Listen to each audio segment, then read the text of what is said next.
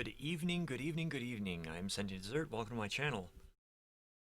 Well, I've had a long day so far. I know the schedule says Final Fantasy XIV. I'm not up to doing that right now because that's going to be that's a time investment and emotional investment as well. So I'm going to be doing a little something else. Kentucky Route Zero is a point and click adventure game with a sort of horror-esque. We'll see. I only remember playing like 5 minutes of it when I got the thing, and I liked it, but I was in school. I didn't have time to play many games, and I just needed something to relax myself. So let us break into this.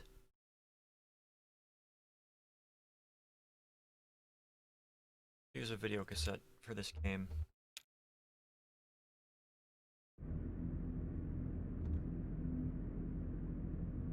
The demonstrations, the entertainment here and there along the echo.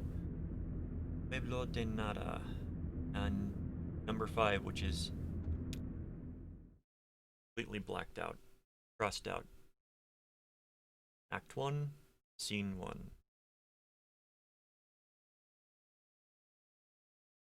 Equus Oils.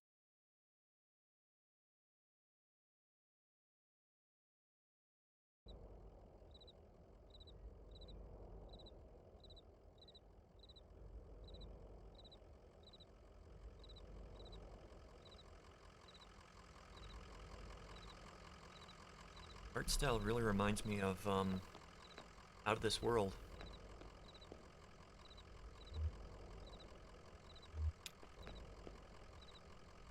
An old hound and a straw hat. Both have seen better days.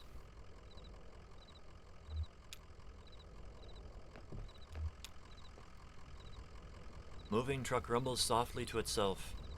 Painted on its side are the words Lisette Antiques. Furniture, glassware, curiosity.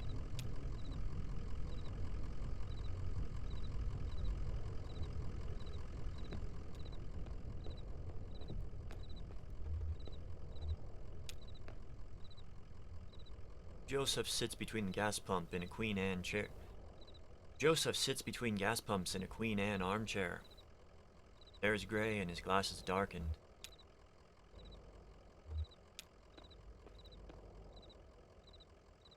Damn, did you hear that wreck? Whole truck of bottles, I don't know, beer bottles, whiskey, lost a tire or something and spilled booze and glass all over the interstate. What a mess. I hope they don't come down here looking for anything. Look, damn fuse and it's all shut off. Did I hear a dog? What's your dog's name? Name is Homer. Oh, I get to choose. I like the name Homer. Name is Homer. Bit of a shuffle or a drag in Homer's step. Kind of an old one, isn't he?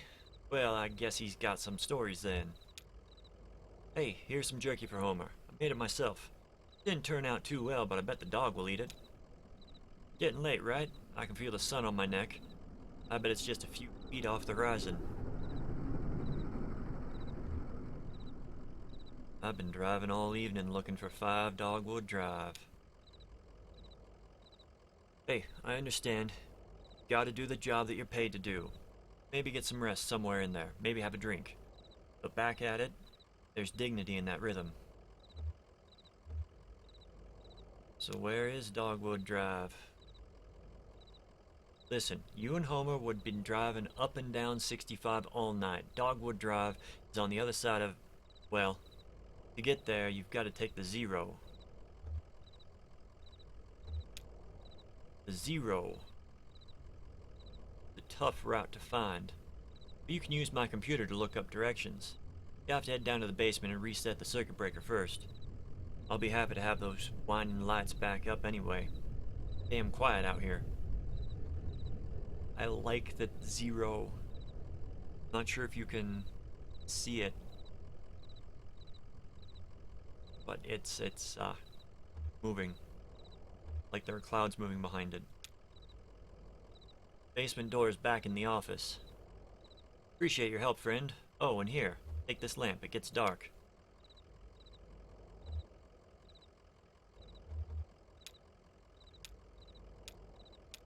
We got a lamp.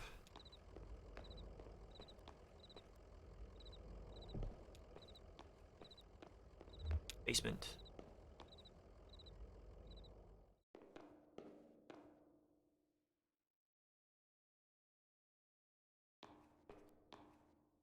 Back.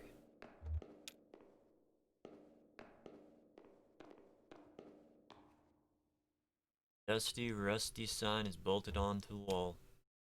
These are the rules. No open flames near the gasoline. No consumption of beer or spirits on the premises. In case of sudden darkness, don't panic. Relax. Count backwards from 5. Strictly limit time spent in the basement. Fewer than 3 minutes of every hour.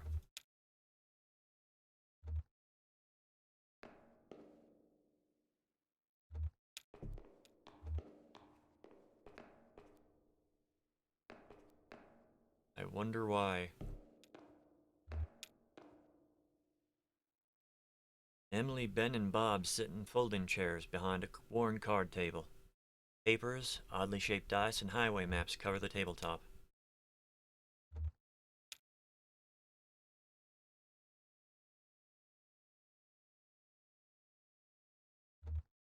Hey, y'all seen a breaker box down here? You hear something? No, sorry. I was looking at the rules again. It's easier as you go. Look, you said you rolled a 5, right? That means you get to pick up your marker and move it anywhere on the map. So it's your turn now, right? Oh, yeah, I guess so. Where'd you put the 20-sided die? I don't see it. Did you drop it? It should be easy enough to find. It glows in the dark.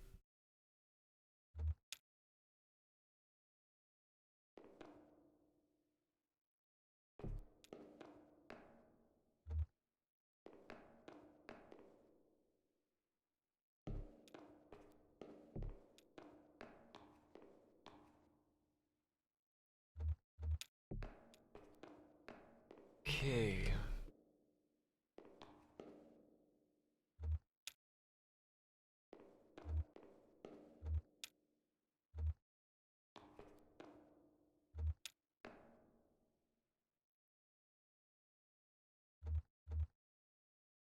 You lose something? I think it rolled off to the left there. I don't see it. Well, I'm not going to look for it. It's too dark down there. Why don't you go down and get it, and I'll just study the rules here.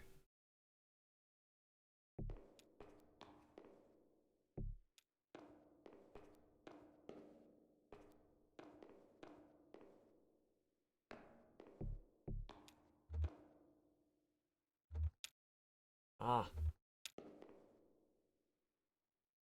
Conway picks up the glowing 20-sided die and inspects it. Number 5 is facing up. Just a small piece of plastic, but it has a reassuring, almost comforting weight. He places the object in his jacket pocket.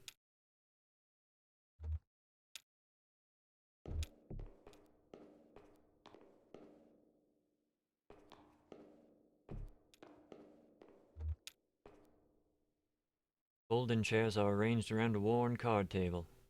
Chairs are empty and the surface of the table is bare.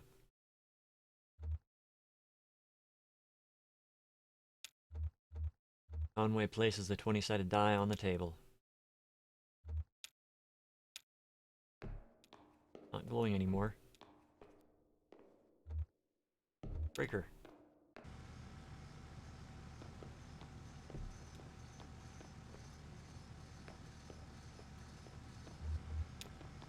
Cello. Or stand-up bass.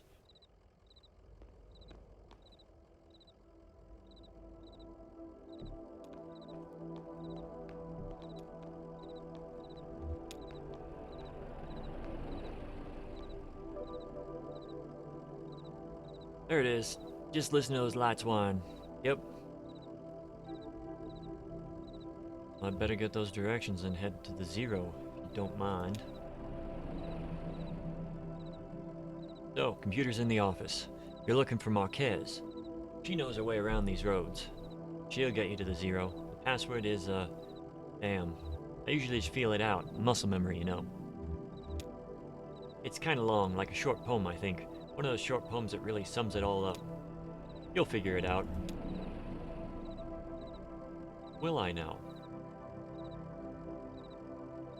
We pet the puppy. Can't pet the puppy. Okay, let's go and see what we can get in there.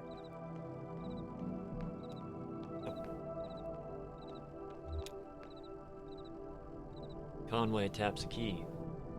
Awaken the computer from its reverie. User. Joseph.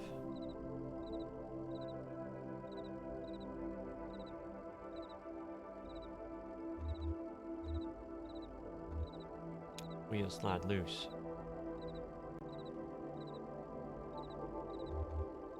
Nobody saw the accident. Reeve Road. That's wine.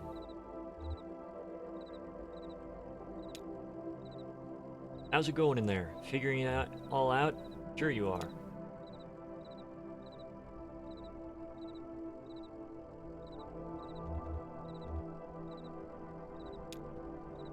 Message 1 is from Donald at hotmk.mail. Message 2 is from accounts at consolidated.mail. Might as well be nosy. From Donald at hotmk.mail. Fragments dim of lovely forms. Joseph, I know it's been a while, but I know you're still sore. But there's a whole world in here. We need your help to unmask it. Yes, the caves are cold and damp, and we are old and lame. Never mind. I can't remember why I even started writing this. I miss those days in the lab, with you and our dear Lula. Maybe you found your own Xanadu. Well, so have I. End of message.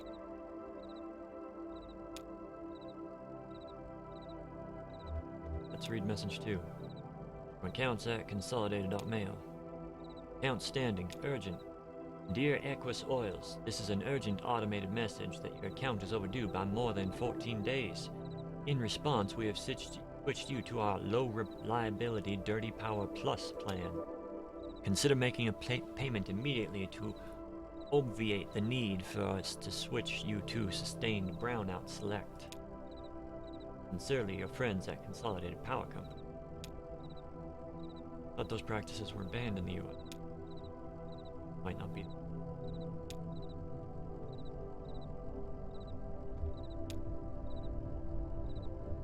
Check the address.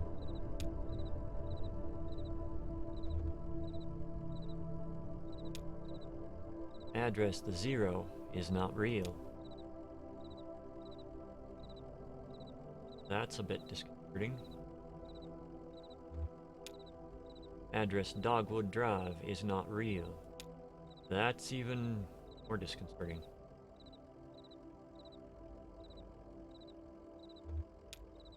Marquez residence. 100 Macondo Lane, head northeast on 65 and turn left as soon as you see the ugly tree that's always on fire. Look for the barn at the base of the mountain there. Can't miss it. Got it? Out there on Macondo somewhere, right? Yeah, that's it.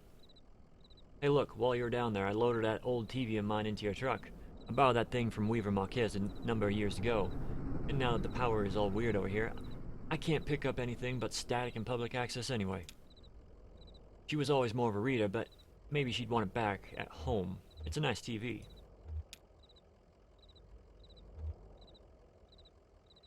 Dare I look at what the games are?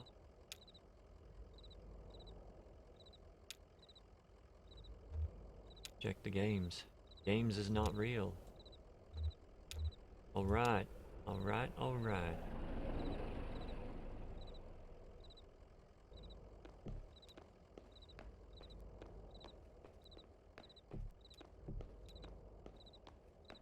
Never know, might find something.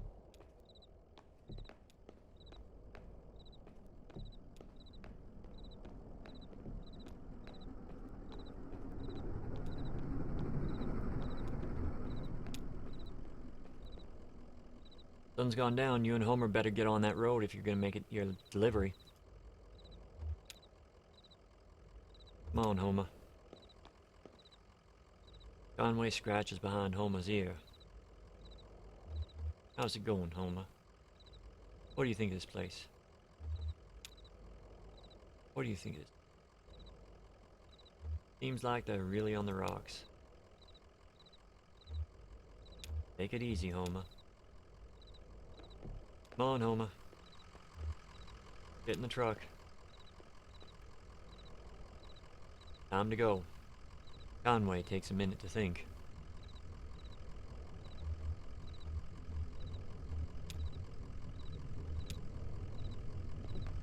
Right, let's just go. Conway heads back into the night.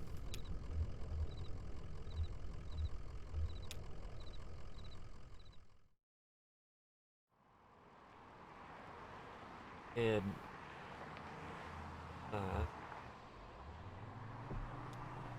Oh. I should have been paying more attention. Head northeast on 65 and turn left as soon as you see an ugly tree that's always on fire.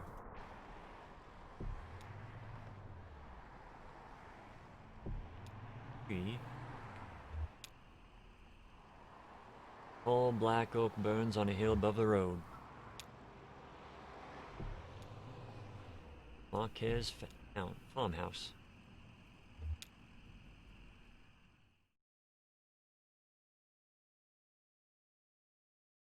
Act 1, Scene 2.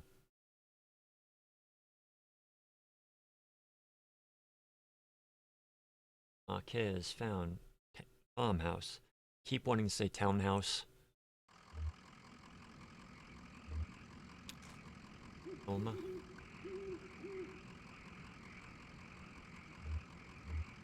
Pretty dark out here. Maybe you'd better stay down here where it's...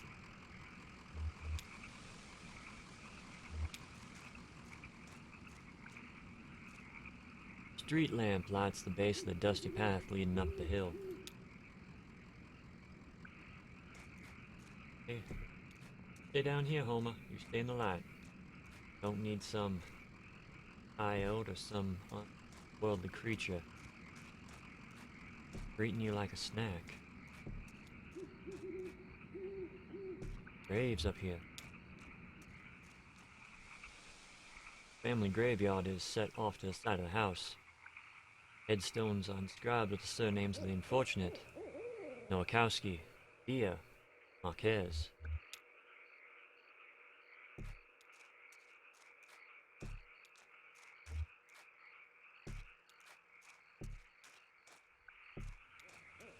Anything else out?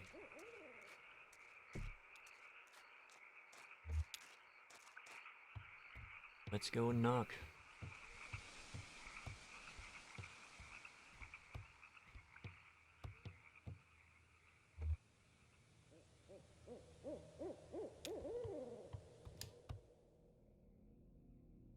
I was just thinking what a lovely house we have. Do you like it? Have you been here before? Did you happen to see an owl? Oh, I've never been here before. I know. It must seem very strange to you. I was here when this house was built, so it's never been strange to me. There used to be another house here, but we had it destroyed and we built this one. It was very expensive and we got quite underwater. What do you do for work? Is it too difficult or do you like it very much? I was once a mathematician. Are you looking for something in particular here? I drive deliveries for a small antique shop. I believe it's hard times for small antique shop. It's hard times everywhere, even out here on our little farm. Our parents stopped paying the bank a while back. I shouldn't even be here, but I just stayed. I have some notebooks. I'm only a little bored. I might prefer to watch TV occasionally. Actually, I have a TV here that I think belongs to you. Will you please set it up? Then I can explain to you how to get to where you're going. 0, I know.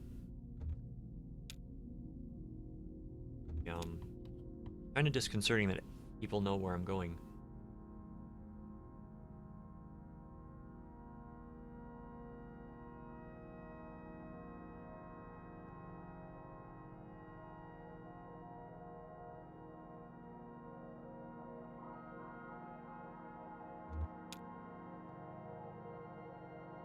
That's not how it's supposed to look. Made a mistake setting it up. Is it a foreign object to you? Which of your parents was it who wouldn't allow you to watch television?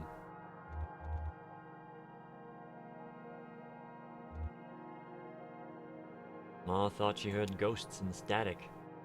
I know about that. She was ill, wasn't she? Mentally, I mean. Kinda distant, fearful. No, things just had to be a certain way. You have it all backwards, I'm not surprised. Are you? Have you been paying attention? I don't think you have. It's time to start paying attention now, Conway. Look closely at the television.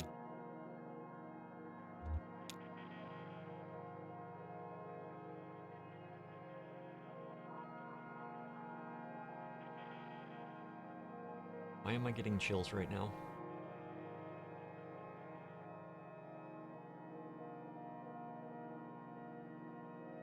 See what appears to be a pinwheel above this dilapidated barn. Horses, there's a windmill, water tower. Hey, wake up. You spaced out for a minute there. What do you keep out in that barn? Used to be tools and feed, then books. Now I think it's mostly spiders. The TV is picking up the wrong signal.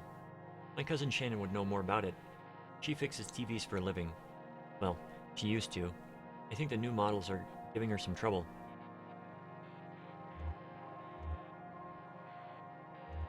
Your cousin? My father's brother's daughter, Shannon. We're about the same age. Well, we used to be. She's older now. Do not like the implications of that. She has a workshop up north a ways, by the lake. Right where Peonia and Wax Road meet. A big bait and tackle shop. And she fixes TVs in the back. You like fishing? Honestly, I'm not convinced you should bother with the Zero. I'd much rather you find my cousin and fix my TV. But I'll get you headed the right way. So it's pretty easy. Get back on the 65 heading north, then take the first right after the artificial limb factory. From there, your arrival at the Zero is basically inevitable. Nice to know you, Conway. Keep your eyes open, especially in the dark.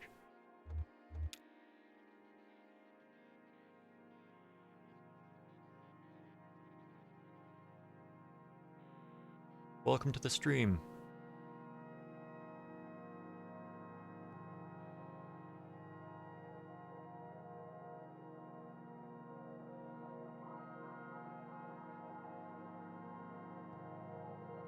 And she's gone.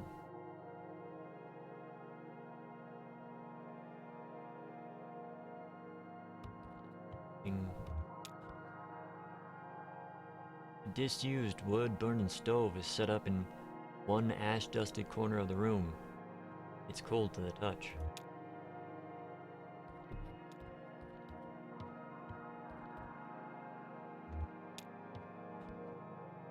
An abandoned spiderweb stretches across the bottom of a saucepan. The skillet is seasoned with dust. Yup.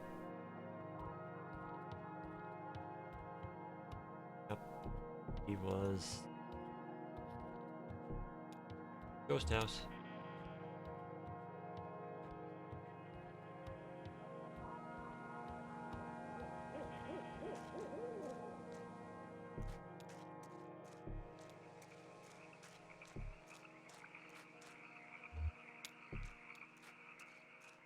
Head back to the truck.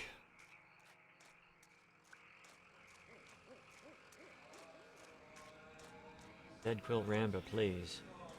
You've got to walk.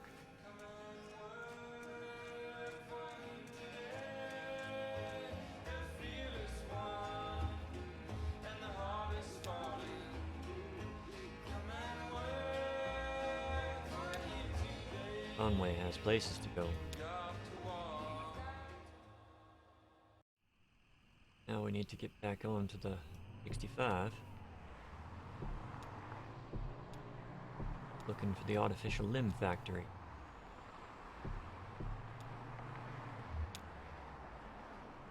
The creek runs alongside the highway and then turns towards a dirty brick building. Grinding drone from within the building is faintly audible from the interstate. Floodlights on the lawn illuminate smokestacks.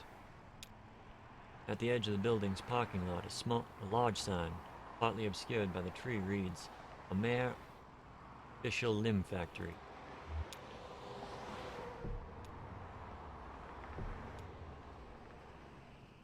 I believe that's where we turn. Right where Peony and Wax Road meet, it's a tackle shop. No. Directions from the Marquez farm. Get back on the 65, then take the first right after. Yep.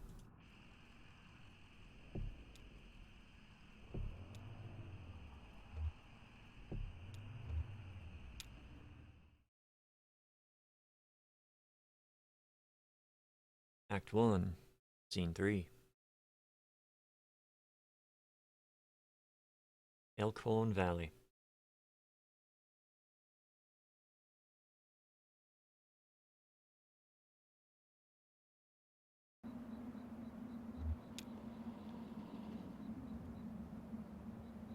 Conway brushes some dirt off Homer's hat. Take it easy, Homer. Stay down with the truck. Hear me? All skin and bones.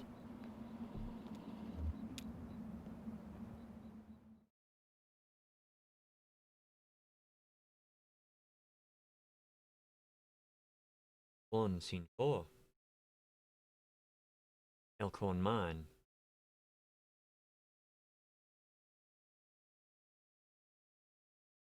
Assuming that I skipped something. Shannon speaks into the large brick cell phone held up to her ear.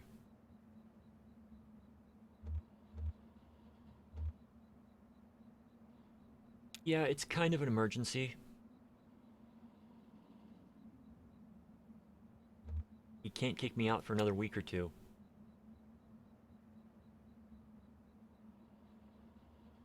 Yes, I appreciate that, but... Okay, I'll talk to you tomorrow. Love you. Forget it. Bye.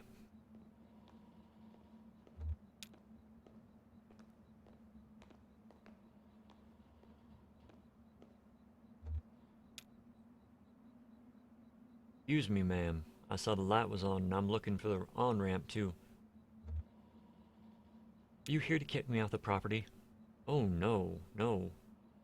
I guess you don't belong here either, do you? You just out wandering? Huh. Well, I do drive a lot, just me on the road mostly, when the sun is out. I'm lonely. I get by. Here's what it is. I drive deliveries for a shop called Lisette's Antiques, and I'm out trying to finish the job. You're making delivery to the mine? Oh, no. I have a delivery for 5 Dogwood Drive, and I can't remember ever seeing the address before. Now I heard I need to take the highway called the Zero. So I met this young lady named Weaver Marquez, and she sent me this way. So here I am. Uncommon kind of place for an on-ramp, but that's what it's been like so far anyway with... What? The Zero, is that around here? Never heard of the damn Zero. That doesn't sound like a real highway. But I know Weaver. I've known her all my life. She's my cousin. I'm Shannon Marquez. Weaver doesn't lie. One time when we were younger, she told me my dad had been in a terrible car wreck. There was crushed metal everywhere.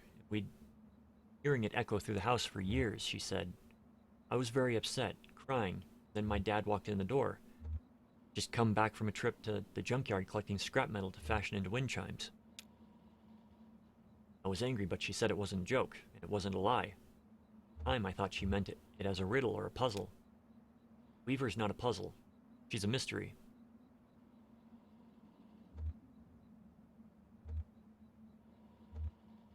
Well, maybe the Zero is down here somewhere. Maybe it is. Well, I won't mind the company. I've got business down here myself. I talked to Weaver earlier this evening, too. Or, anyway, she talked to me. It's hard to tell if she's listening sometimes. Weaver told me I had to come down here. The old Elkhorn mine. She said I'd find something I'd been looking for. What are you looking for? I'm not exactly sure. I have a few ideas. I'll know it when I see it. It's not such a bad thing, you showing up now. All told, I'd rather not go down there alone. Your dog should stay up here, though. No place for a dog. This is an old mine. It runs pretty deep and tangled. If we're going to go down into it, find your on-ramp and whatever else, we've got to keep our bearings. I don't want to get turned around. I've got some gear here to measure conductivity, frequency response, stuff like that. Maybe we can find a way to put a signal out ahead, do some analysis, and figure out what kind of topology we're up against. Yeah, let's look around.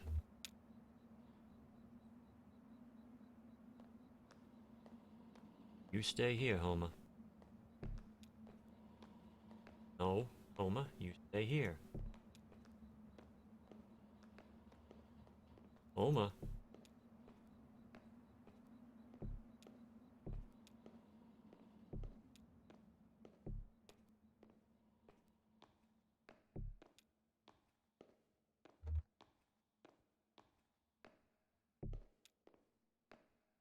Anything else over here? Nope.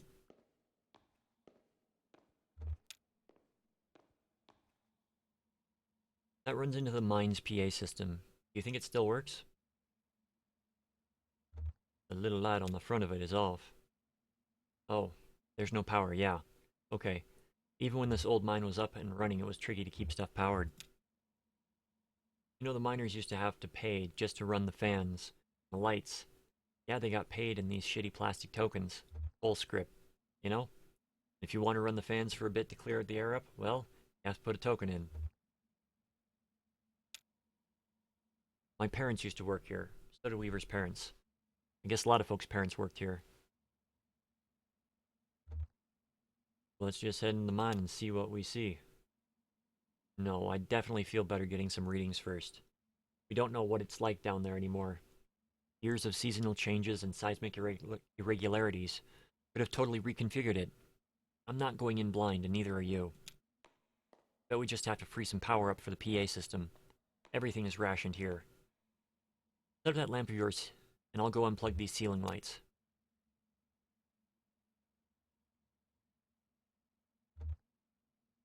I'm gonna fidget with the change in my pocket. I heard the speakers back here crackle a bit. It's on now, right? Try saying something into the mouthpiece. Well, okay, I hear you. We need to measure the echo delay time and figure out how deep the tunnels run, just to make some noises into the mouthpiece.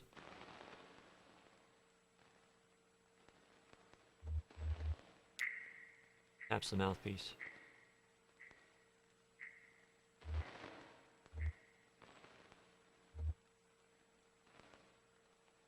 Hums a deep tone in the mouthpiece. And a whistle. Damn, that's a long delay. These tunnels run deep, but some of them have ruptured or joined up with the cave system. Alright, I set up my spectrum analyzer. So just say something into the mouthpiece and we can get a sense for how narrow the mine tunnels are. Don't be shy. Just say anything that comes into your head. Tell me a story about something, or what did you have for breakfast today?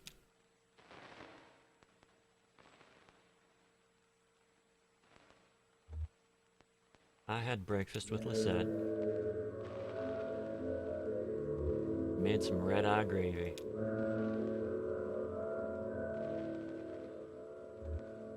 We talked about the day's work.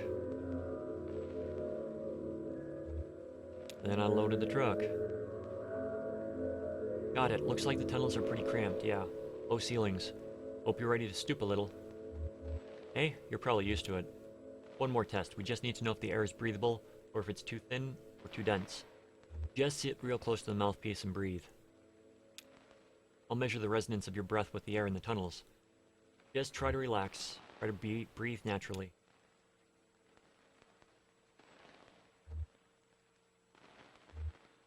Conway breathes and thinks about the road. Breathes and remembers a moment when he was younger. Getting some pretty strong readings here. I think we're in good shape. But keep at it for a minute. Visualizes a hot meal. Conway breathes and relaxes as a peal of feedback and loose rock engulf him. I do believe that Shannon is trapped.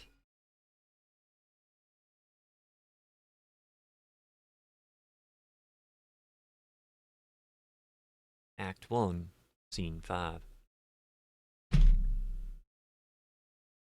The Elkhorn mine still. Homo, okay. Jesus, are you alright? What the hell? My leg is stuck. Shit, okay, I'm gonna pull you out. We have to get you out of here. There you go. Okay, are you hurt? Can you put any weight on that leg? It's fine. Just try to stand up. Careful, I'm right here. Damn, don't worry, I got you. That leg is in bad shape. Here, let's get you onto the tram. There you go. Now, let's see if this thing has power. Well, okay. There's some luck, right? We should be able to ride this tram right out of one of the auxiliary exits. If there are any. I think there are.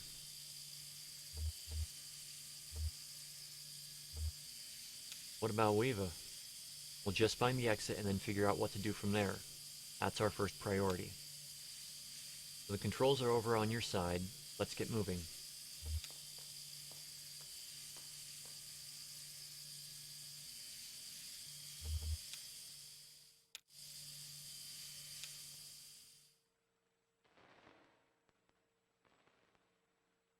I'm listening.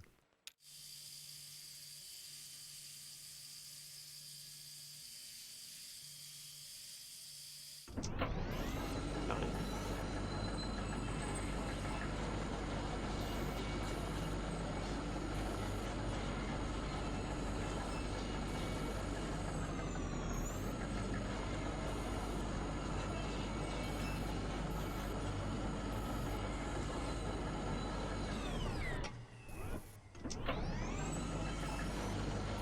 Interesting.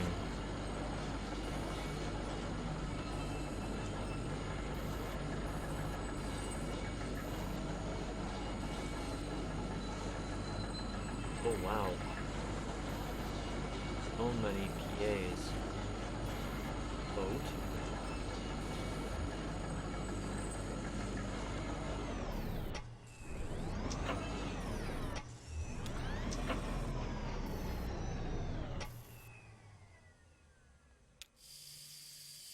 Did you just see those people too?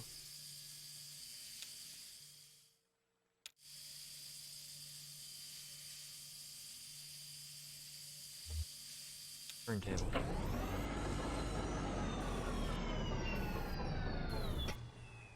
Oh, here we are. This may be hard to believe. It's hard for me to believe myself. This whole branch was underwater last I heard. How did that happen? Some careless miner or some unattended machine bored through into an underground lake. Water came in pretty fast and a lot of folks got trapped in the tunnels. I only heard parts of it, how it went from there. Sanitized for the bereaved. You know how these big companies are. There was gossip too. The trapped miners wouldn't get the pumps going because the power was rationed. So they shut off all the lights. Even then it wasn't enough. So I guess it was dark when they... You lost some people down here, didn't you? We all lost people down here. Well, not all of us, but most of us. It doesn't matter now. Look, this old turntable is still wired up. The controls are dead, but I can use my signal generator to switch tracks. The water hasn't damaged it too much. Or we can just keep heading down this tunnel. All this junk hanging up around the turntable from the company store. Just junk, you know. Miners would buy it and use it to decorate the place. Or as landmarks, I guess. Hard to know which way is which down here. It's also dim and gray. Shannon connects two clip leads from a signal generator to the turntable's electrical panel. We're on the track between the animal bones and the rowboat, so...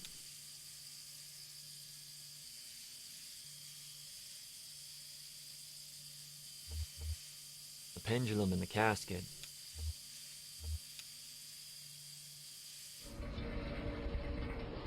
Ooh, I like this.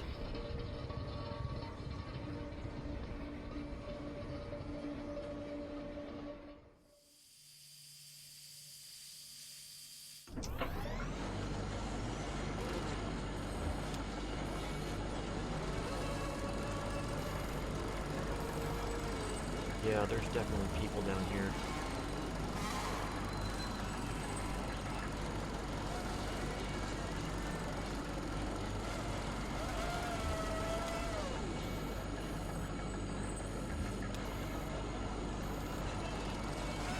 I've seen a few silhouettes appear and disappear as the lights are flashing.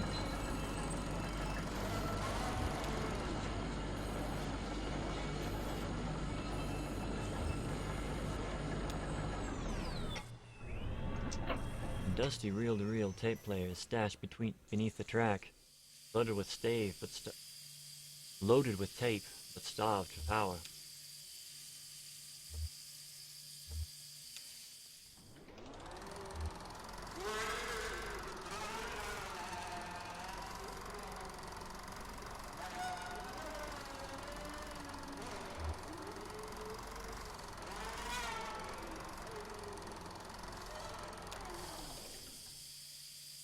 Oh, didn't know those were still down here.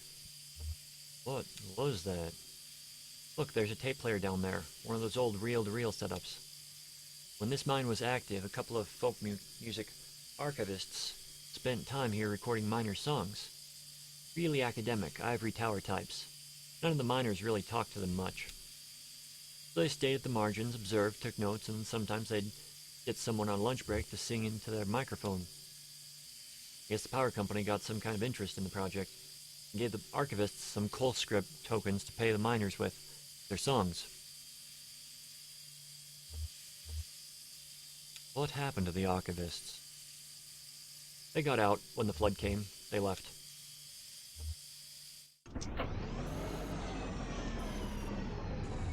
Oh. Okay. Let's go to the very end.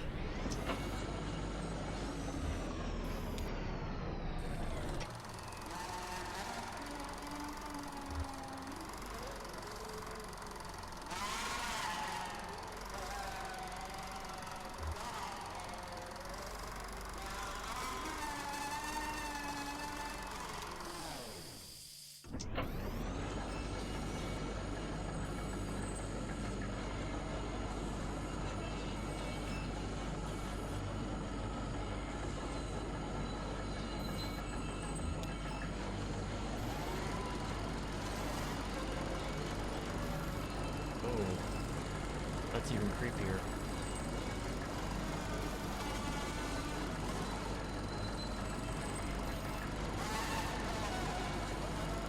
Am I getting out? Oh, yep, there's there was somebody standing there. More people.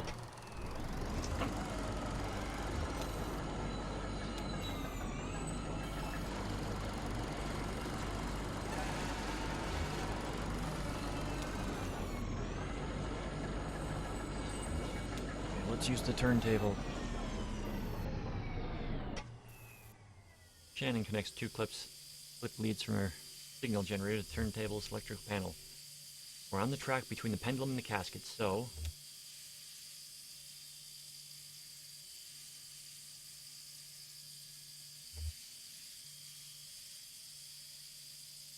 The animal bones. Rowboat.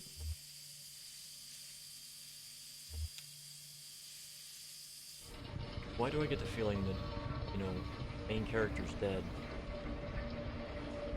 This is like a path to death.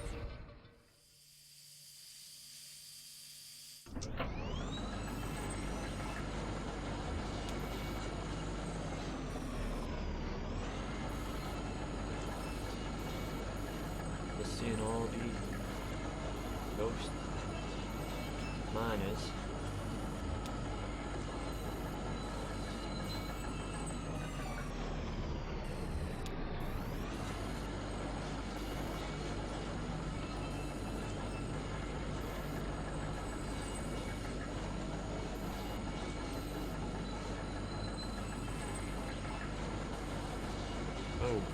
following us. I'll leave the light on. A bit creepy for me. I found an exit. Thank God. Okay. Let's go. Yeah, okay, I just still like to look around a bit. I think I saw a tunnel back there with some broken tracks.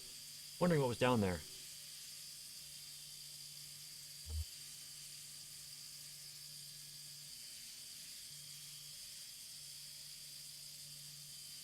Do whatever you need.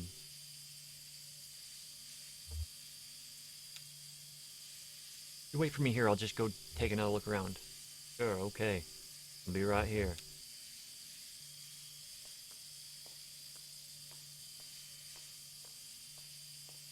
I think that means that I can control her.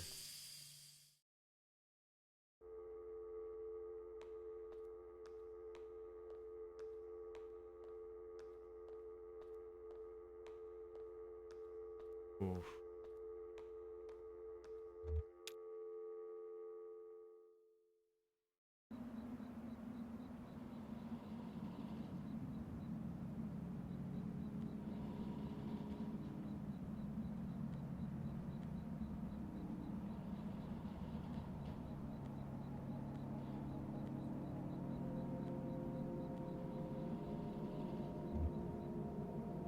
Homer.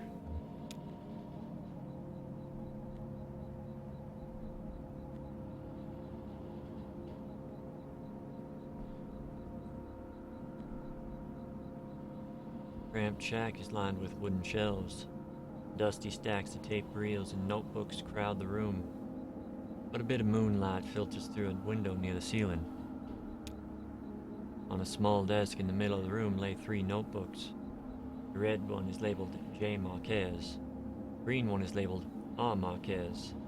The blue one, unlabeled. Conway opens the red notebook. Pages are covered in disorganized notes, some written horizontally and others scribbled vertically into the margins. A few pages are lined more evenly and divided up into charts correlating seasons, lyrics, harmonies, coal hulls. Conway opens the green notebook. On each page is a delicately rendered charcoal drawing. Most are portraits of rugged faces. Near the middle of the book, there are a few drawings of a young girl in a miner's helmet. Lays along the minecart tracks, collecting pieces of wire. In one drawing, another young girl sits nearby, intently studying a book. Conway opens the blue notebook. The notebook is full of Greek letters and cryptic mathematical formulas. In the back of the book, what first looks like it might be. Oh yeah, this place. These notebooks are labeled Marquez. Your parents are the archivists? No. Weaver's parents are the archivists. My parents were miners. How's the leg? I can walk on it, but it's painful. Well, I've got some painkillers here that could help you out. I got them from a friend when I sprained my wrist installing the security system. Better let me drive, though. They're pretty strong. I can handle it. Okay, your decision. Guess I should look for another route to Dogwood Drive. Yeah, alright. Maybe asking Weaver about the Zero was the wrong place to start. Maybe we should just ask her for specific directions. Her answers are complicated enough without layers of indirection at the question. I saw Weaver at my workshop. That's up the north by Lake Nolan. Right at Wax and Peonia. In the back of the bait shop. Pretty glamorous, right? These are the times we live in. She's either up there or back at the farmhouse. Whichever you want to head to first, just let me know.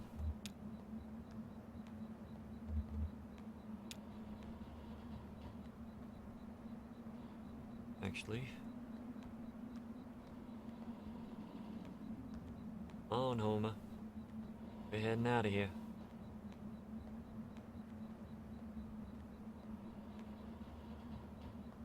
That's antiques. I guess this is your truck? My truck. Who's a good boy?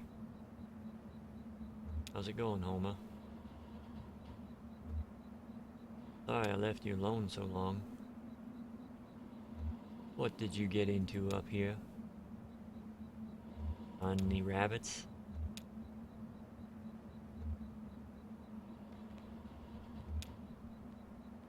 Alright, let's drive. Conway moves on. Let's head north.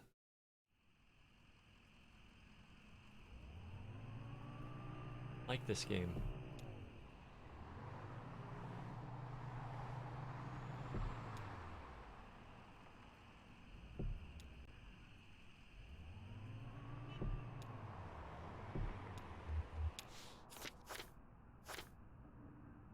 Yonia and wax meat.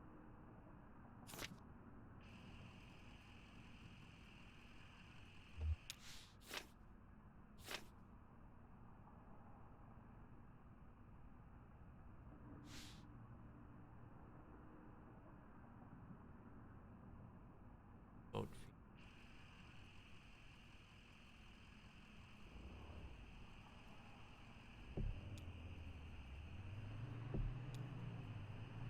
Frenchman Knob Road.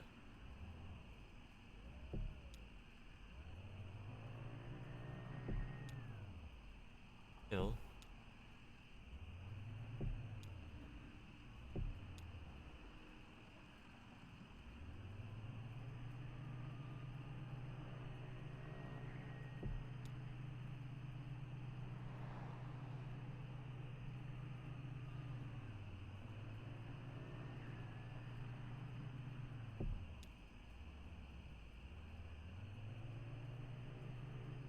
Yonia and wax.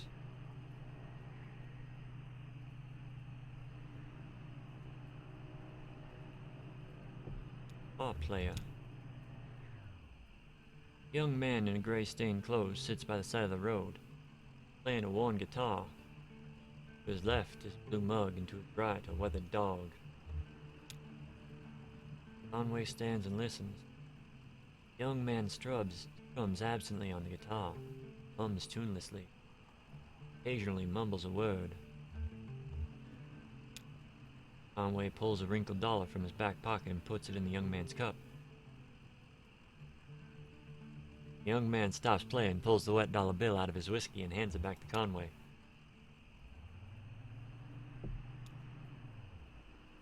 Spring Road, Gap Hill Road, Fern Highway, Priceville Road, Mason Springs, Wax. Conway and Shannon pull into the bait shop parking lot. Vaulted above the road on a thin steel bar, handwritten sign reads, "Live bait, minnows small and also large for stripers, night crawlers, chips and beer." Green fly hangs loosely from a bit of masking tape at eye level. The shop's right. Dirt parking lot sprawls on the... Excuse me. The shop's right. A dirt parking lot sprawls unevenly into grass and then evenly trees. Then eventually trees. Bait shop is closed. Into the side door to Shannon's workshop. Conway and Shannon walk around to the side of the building into the workshop. Walls are lined with cheap metal shelves, loaded precariously with vacuum tubes, awkwardly shaped metal casings, and coffee cans full of electronic components.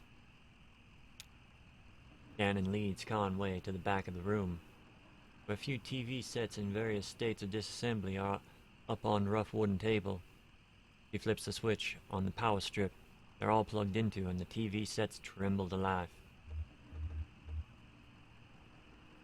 Conway watches the TV sets.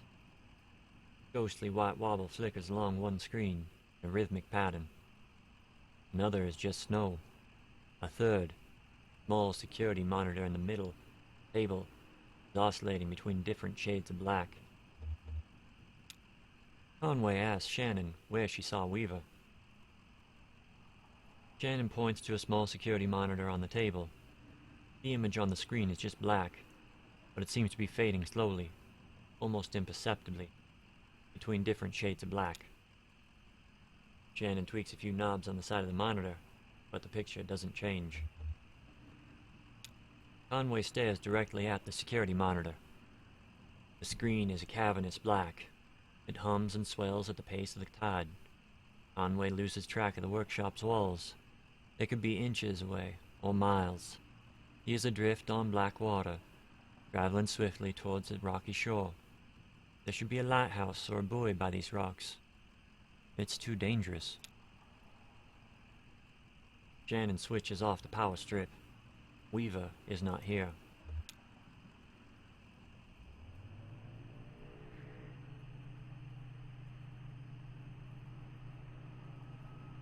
Back to the farmhouse.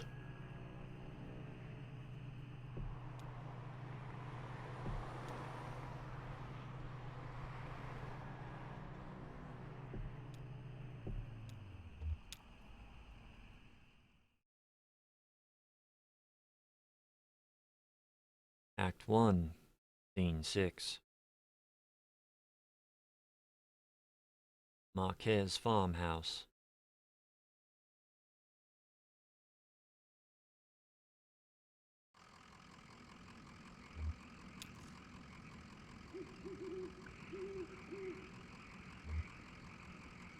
There are some horses out there behind the house. Remember the horses you and Lassette and Ira had? Yours didn't like to sleep in the barn either.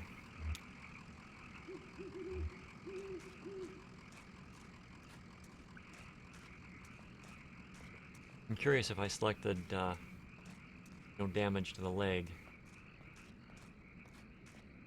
Be moving so slowly.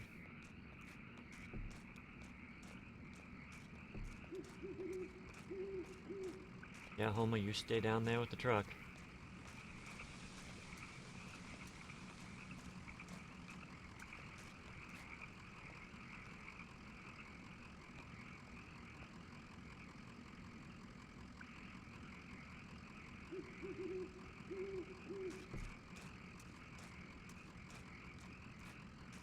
We really did hurt his leg. Love the atmosphere.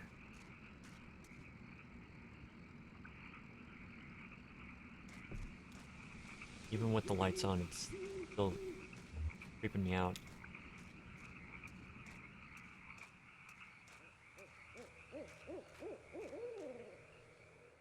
There's nobody buried here, you know. It's decorative, I guess. Or it's art or something, I don't know. What are the names on the headstones? Nowakowski, Padilla. I don't know these names. Maybe the people who lived here before? I know when they bought this property, it already had a house on everything. Maybe they have some other symbolic meaning. Oh, look at that headstone. Marquez. I used to think that was for my parents. Now I don't know.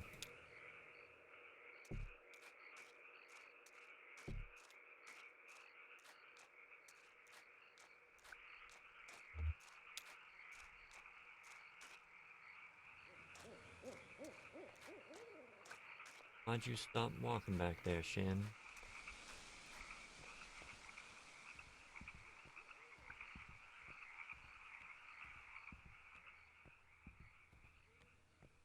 Having a limp for many years. You don't take stairs like that.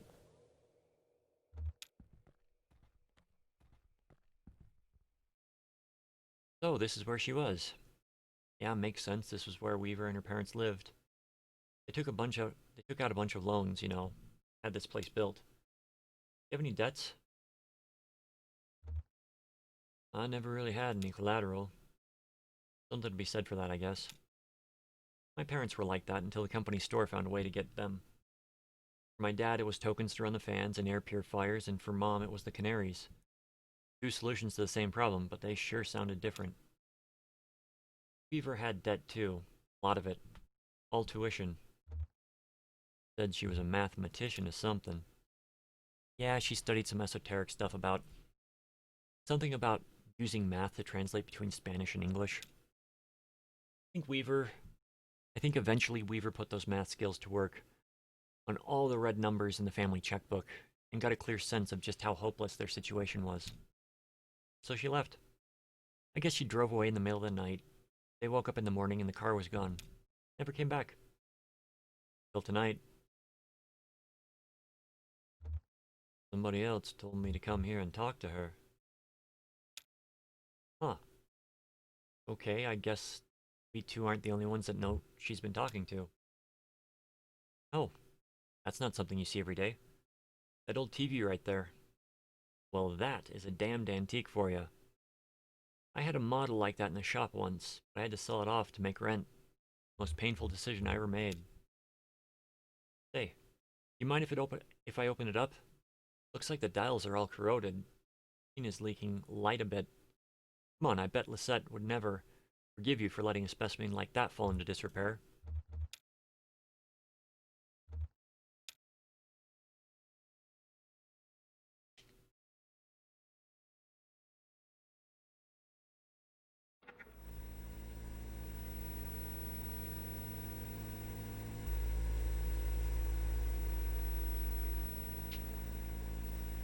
Oh yeah, these tubes are all messed up.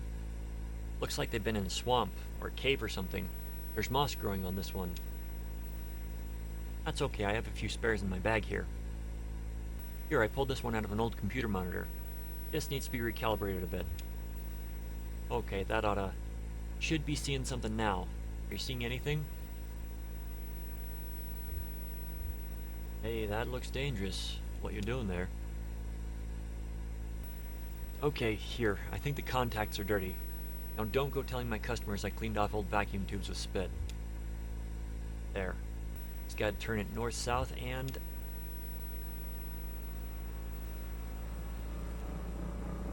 Oh.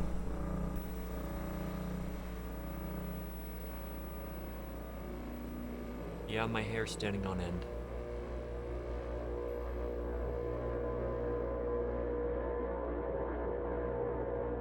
Is that my truck?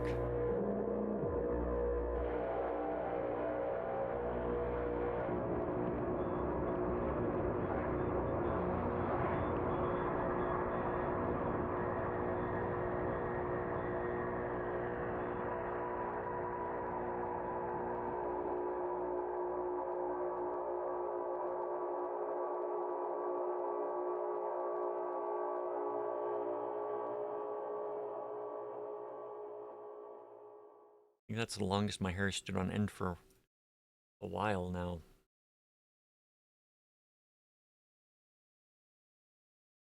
End of Act 1.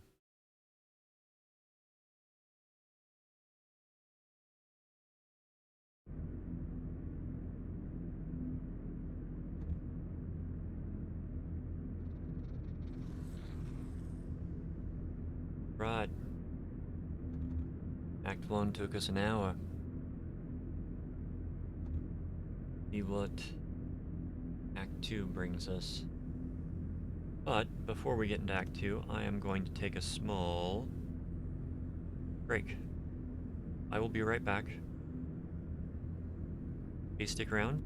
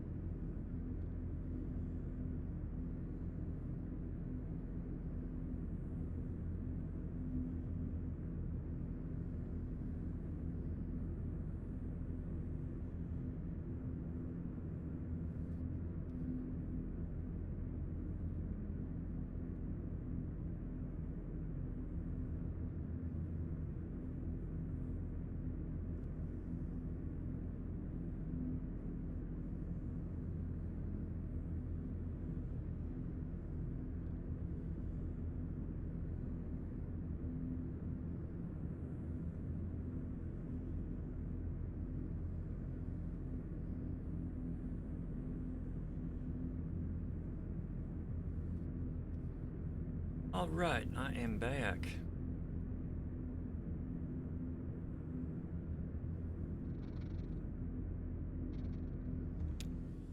Play Act 2.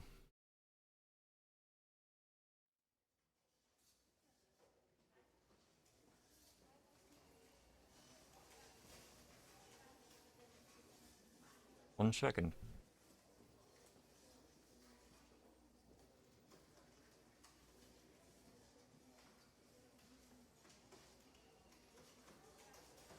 Wrong time to take the last bite of a cookie.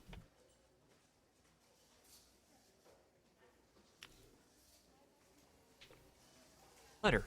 Attention, Lula Chamberlain. Your application. Thank you for your application to the Gaston Trust for Imagined Architecture's annual fellowship. We received a record number of applicants this year, over 100 in total, and regrettably we can only award only one fellowship position per year. As you know, our review process includes a multi-phase, blind committee analysis of portfolio submissions, as well as a careful review by a panel of subject matter experts on each applicant's notability and relevance in the field. We must be extremely selective in our process, so as to maintain the standards we have established over our 35 years in operation. Our panel did not select your application. We encourage you to consider reapplying next year. Many young artists and architects reapply for a few successive years before being accepted. Sincerely, Dr. Carl Stone Norden, Architect, Gaston Trust for Imagined Architecture. Below the printed text is a hastily handwritten note. Sorry for the condescending form letter. Love your work. Unfortunately, I just do the mail here. Your obedient servant, Robert.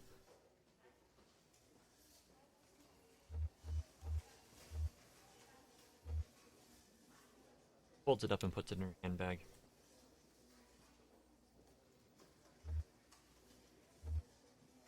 Opens a folder of writing paper on her desk.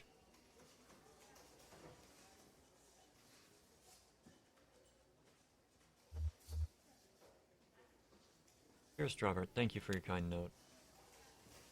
Though it has been years since my name appeared in a gallery program, except as an occasional dusty curiosity in a group show, or as the impertinent subject of some misguided retrospective, I continue to something gratitude.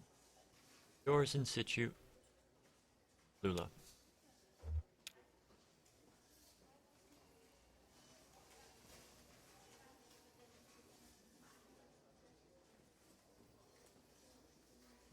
Rick clears his throat. Is he? How are you, Rick? I shouldn't complain, so... did you get my note? About the proposals? I'm still working on them. Okay, gotcha. Well, hey, I'm not here to rush you. So, how did your application go? It was in the mailroom and I saw you got a letter back. Sorry, I don't mean to pry, I just saw. It's fine, Rick. I'm not going anywhere. How's your goldfish?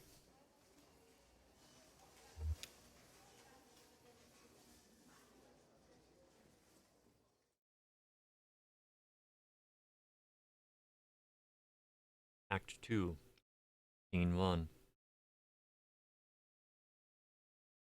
Bureau of Reclaimed Spaces.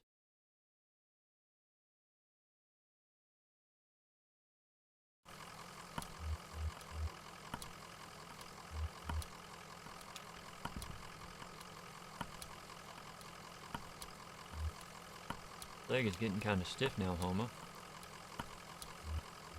I don't know if that's a good sign. I'm no doctor, not by a long shot.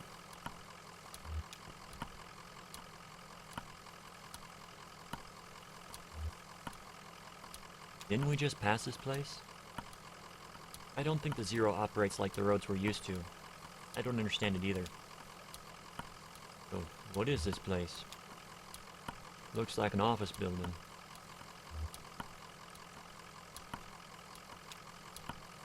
Yeah, an office building in a cathedral. It's weird, but you think we're inside or outside right now? Both. Ah, okay, very poetic. Well, maybe someone around here has a better sense of direction.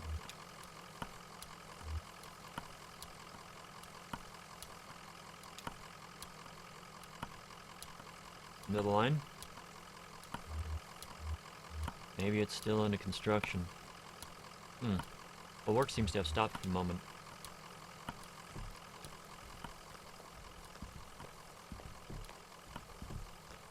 Underground river flowing.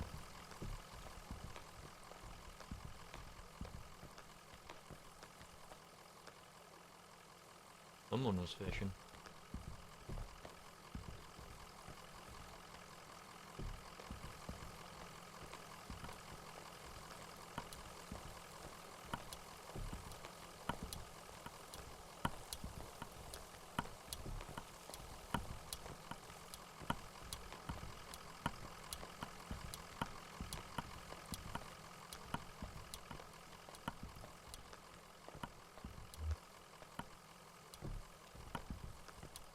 Anything else out here?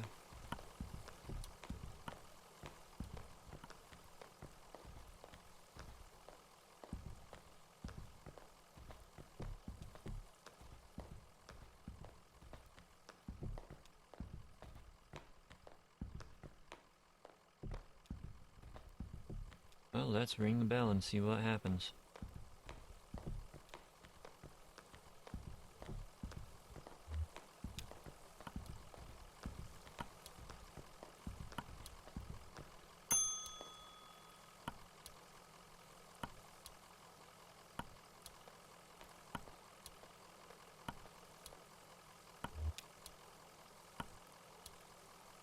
Well, here you are. Better late than never, I guess. Just unload the whiskey over there by the elevator. I'll figure something out. We're actually a little bit lost, ma'am. You're lost? So you're not the... Sorry, honest mistake. We're supposed to have a little celebration here at the office, but the whiskey never showed up. I saw your truck and thought... But you don't really look like one of the boys from the distillery anyway.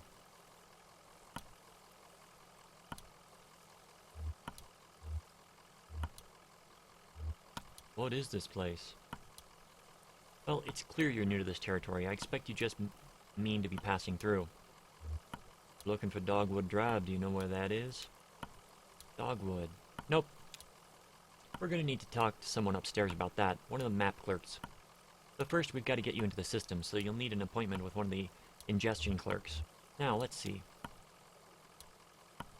Rick is booked proofreading drafts all afternoon, and Wanda's out on site. Let me make some calls to see if we have anyone free. There are some books over there in the waiting area. Or just take a look around. Have you seen our grotesques?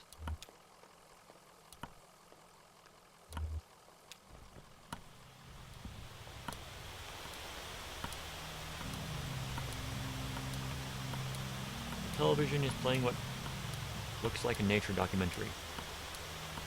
A hermit crab scuttles across the beach. Its shell, in an awkward shape, it must have once belonged to a different crab.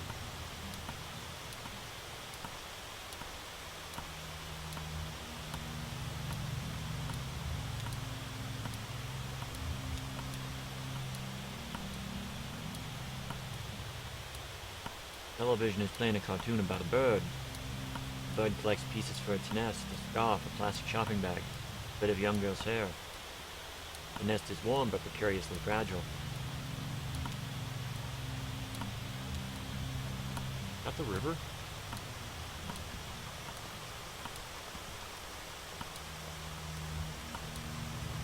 The television is playing an instructional video on elevator design. It is crucial to maintain proper lighting in an elevator. In the absence of sight, passengers' sense of motion is greatly enhanced. Passengers should never feel as though they are physically ascending or descending. The elevator should create the illusion that the building is flat. This is the mark of a successful elevator design.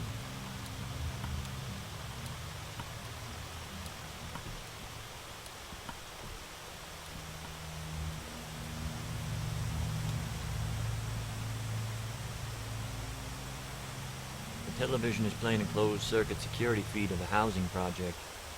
The feed switches mechanically between locations. The hallway, disused plot of grass, stairwell, mailbox.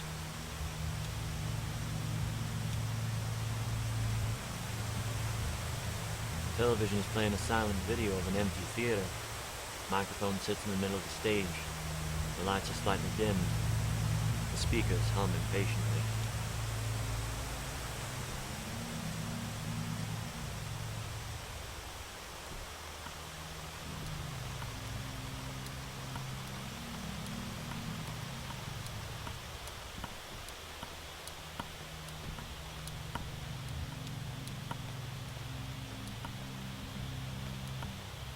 Oh good. I thought you'd left. People can be so impatient you never know. Well, I have you meeting with Lula Chamberlain. She's a senior clerk and doesn't usually handle the ingestion process, but she's the only one with a room on her plate this evening. My schedule says she's on the 5th floor reviewing some diagrams. The elevator is just back to the left there. 5th floor.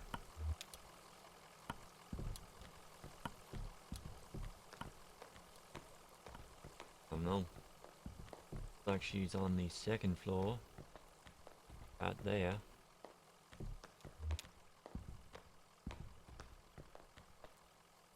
Three books are piled on the table. Service manual for a sewage pump, some architectural plans for a bungalow, and a slim collection of Japanese death haiku. An envelope is protruding from the bottom of the stack. The envelope reads, Bureau of Secret Tourism. It contains several small, handwritten brochures with ritualistic directions to bizarre locations.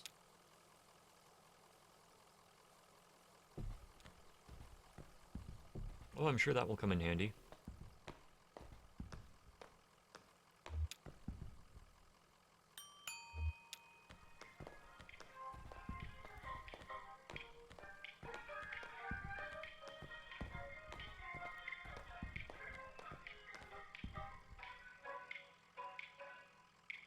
She's on the 5th floor, right?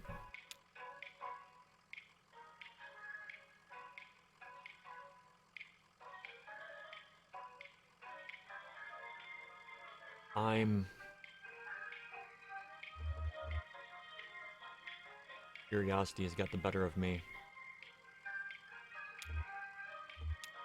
3rd floor. Bears.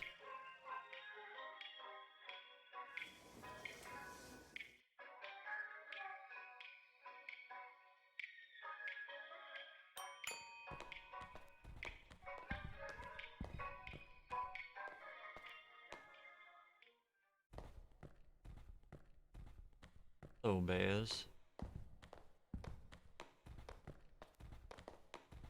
Got to be using buildings I've ever been to.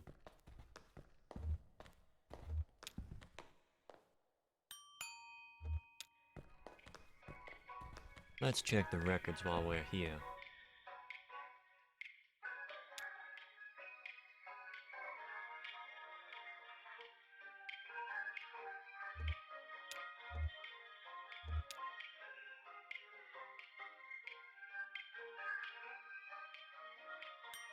Might discover something in here.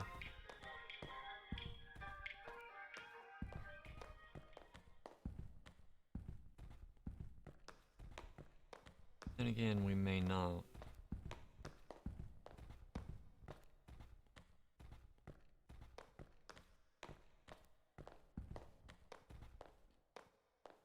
He did not.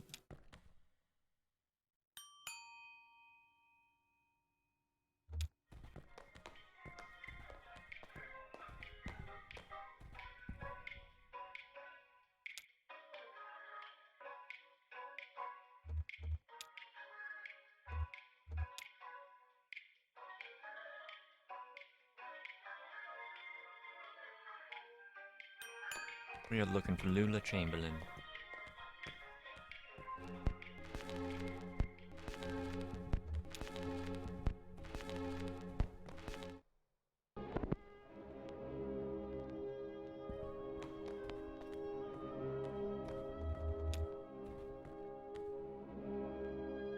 Greg is hard at work, examining some diagrams, measuring angles with a plastic protractor, and occasionally scribbling numbers in a small leather notebook. Can I help you? Don't answer that. Are you Lula Chamberlain? No. I just missed her, actually. She was up here an hour ago. She's probably back at her real desk now on the 1st floor. Barely made a dent in these diagrams. Must have been distracted. Speaking of which,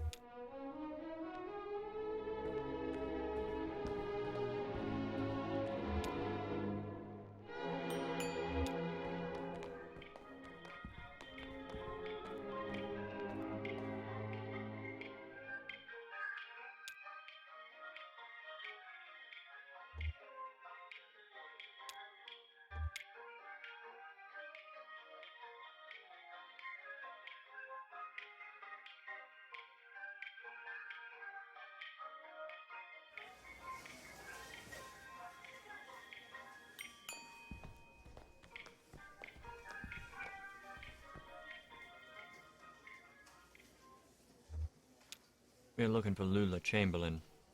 Oh no, she's much too busy. Let's get some of our junior clerks to sort your paperwork first. We don't want to waste any of Miss Chamberlain's time. It's a pretty straightforward process. First, you'll need to get a case number assigned. Talk to Clerk Metzstein about that. He's just over there at the end of the room. Happy to help.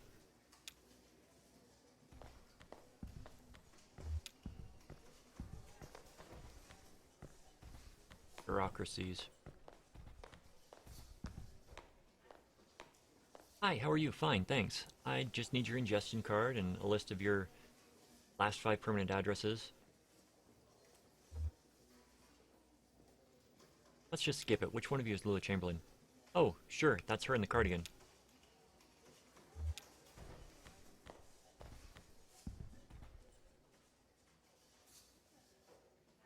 Having fun in the paperclip labyrinth? Well, you made it eventually. You look exhausted. I'd offer you my seat, but my ankles are turning on me. Arthritis? Dr. Truman says my joints are eroding one another. They've been collaborating for decades. It's only natural that they want to kill each other now. Well, enough about my hateful wrists and ankles. This concrete bunker of an office is just a waypoint for you, I'm sure. Where is it you're trying to go? We're looking for 5 Dogwood Drive. Dogwood Drive. That's funny. You know, I used to live on a Dogwood Drive.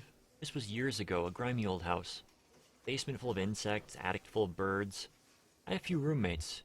We all worked at the university. I had a dog, I drank whiskey and beer, and made sculptures. That Dogwood was a surface road with a name like that. It would have to be. What are you doing on the Zero? Gas station attendant told us we need to take the Zero to get there. Gas station attendant? I see. Friendly blind man, about my age. Hangs out with an old cat, likes to pretend he's a poet. Name is Joseph, do you know him? Joseph and I used to work together. And we lived together. We were friends. That was a long time ago. We haven't spoken in years. You know why he's pointed you this way? Because he's still in love with me, of course, and now he's implicated you quite inconsiderately. And in your condition, it's appalling. So, I'm very sorry for wasting your time, but I'm afraid you've been misled. Excuse me. Well, where's the Dogwood Drive you lived on? Maybe it's the same one. No, it's not possible. Dogwood Drive I lived on is now called Hale Dogwood Drive. They've renamed all the streets you see. Many streets with the same names. It was never a problem before, but now we have these databases and it's all too confusing for the computer. The computer has no sense of ambiguity, so it proclaims an error, name collisions, they call them. So my Dogwood Drive is Hale Dogwood Drive, and another might be Large-Leafed Dogwood Drive or Himalayan Flowering Dogwood Drive, and so on. But one of them is still just Dogwood Drive, or so we might hope. It's really a matter of consulting records, of course, which we have in abundance here. You have a record of those streets. I expect we must. They'll be up in the archive and records, 4th floor. It'll be filed under O for odonyms, or probably for G for generic, or maybe S for specific, depending upon which part of the street name was changed. Bureaucracies.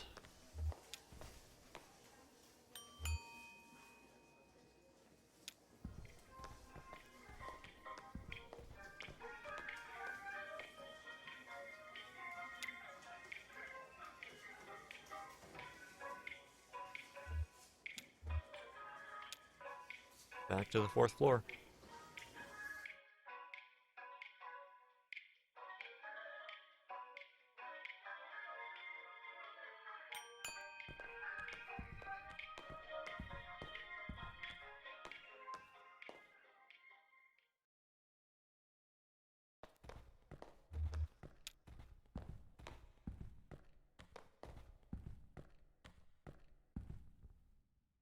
Damn, this place is a mess. Okay. Take a look through that logbook, I guess. Maybe there's some kind of system in all of these boxes. I'll just start digging. Small logbook has a smart leather cover. Few notes are scribbled on the inside covers. Most pages are just lists of titles, names, and dates.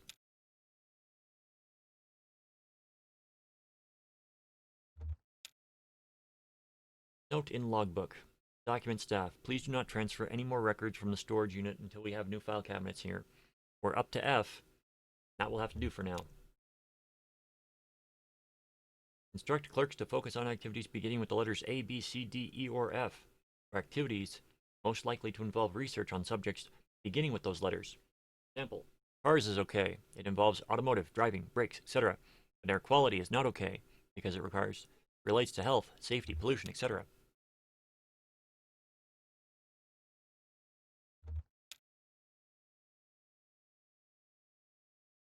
Failing antique shops folder missing. Listed checked in on page 63, but not present.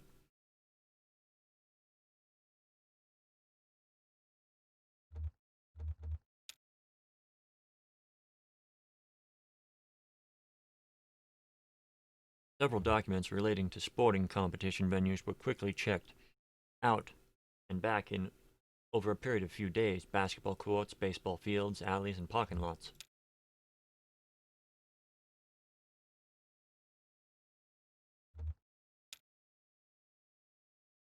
One moment.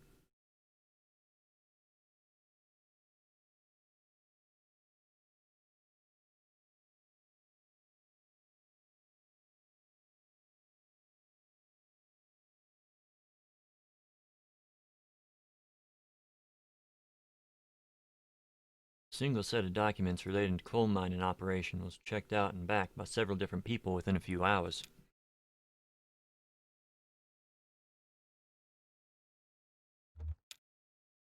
Check-in, Phelan Antique Shop, Monday 3. Signee, Ed Baum.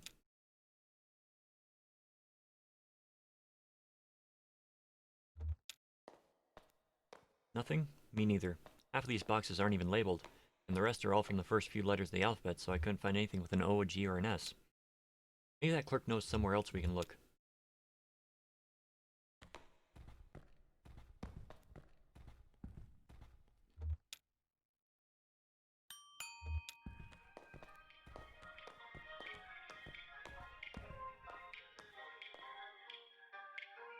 Our office is on the first floor.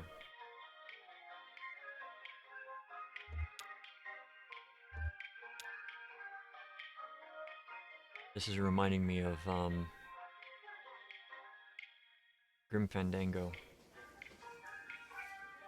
Maybe I should stream that at some point.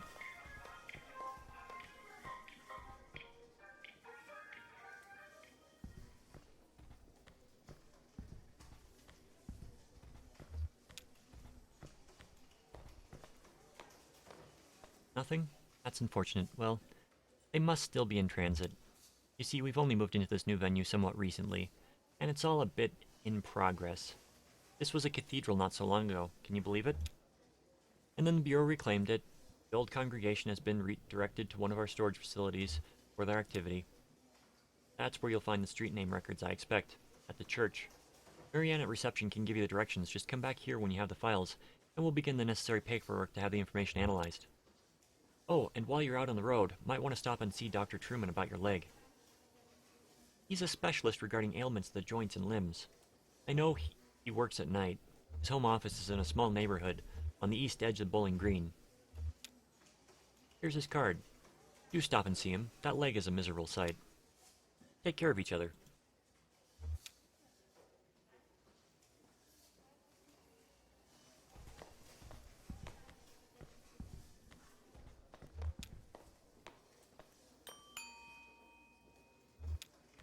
I can go up here and see if that Ed Baum is up here.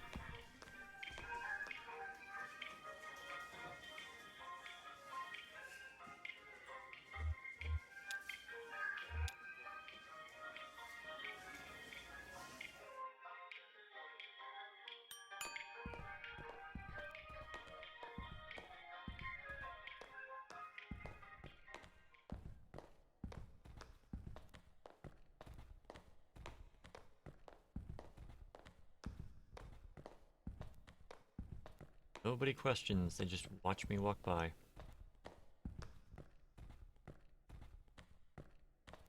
Sorry, folks. Thought there was something important up here. Guess I was wrong.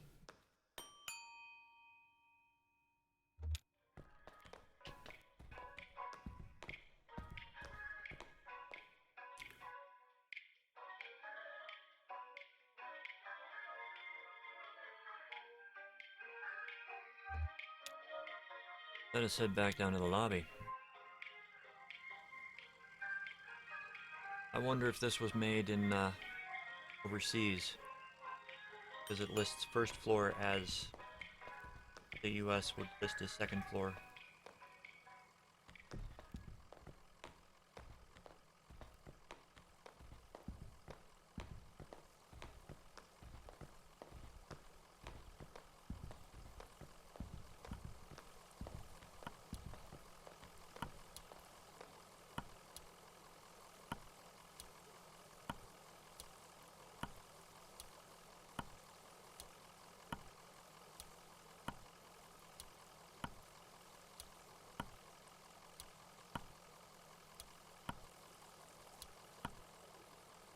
One second, have to mess with something.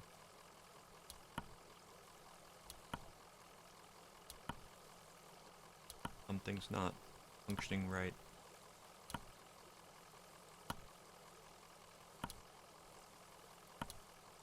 Okay, I think I got it.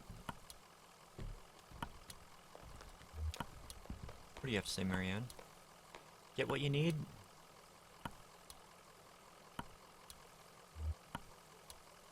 Be straight with me. What is this place? Just another office, lady. Just another job. You kicked out a congregation to set up your office? I wasn't here for that, but yeah. I get where you're coming from. Still, I wouldn't judge until you'd seen everything.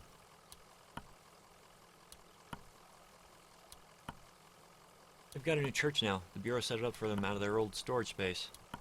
I'm sure it's very nice. Go see it for yourself. Just get back on the Zero and drive until you hit the crystal, then turn around. It'll make sense once you get on the road. You can handle it. I suppose I have no other choice.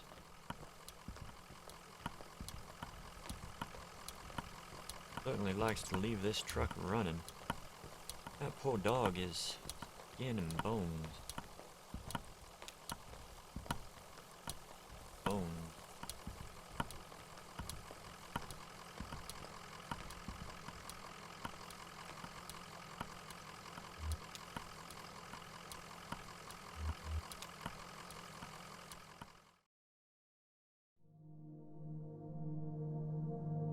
Hero.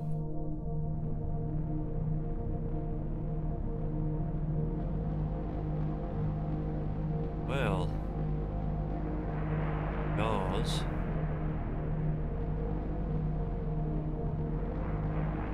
That way. Cactus. Lightning bolt.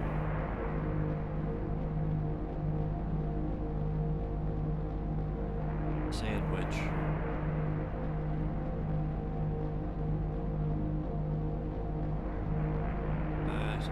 Icosahedron.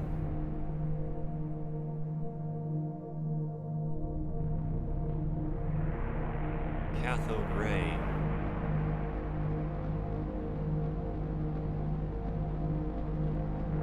Model.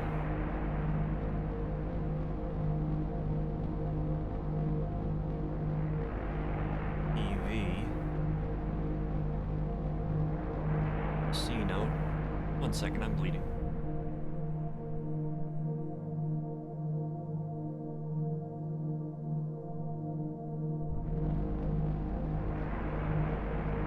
Organ. Bristol.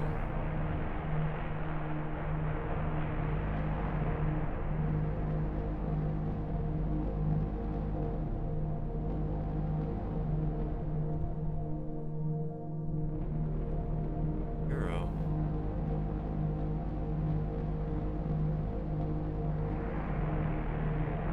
Bristol.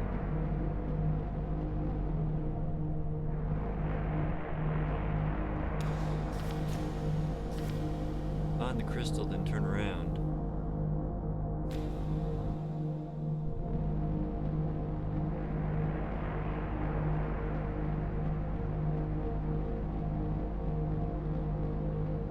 Bureau. So, go to the crystal. Then we're back up.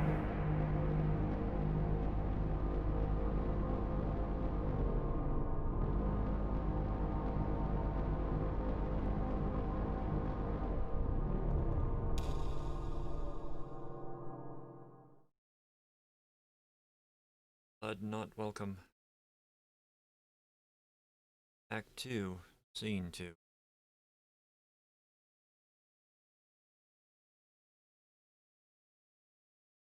Catch that. Bud. Random access, self-storage. That it? Over there? I don't see any congregations. If the janitor knows it.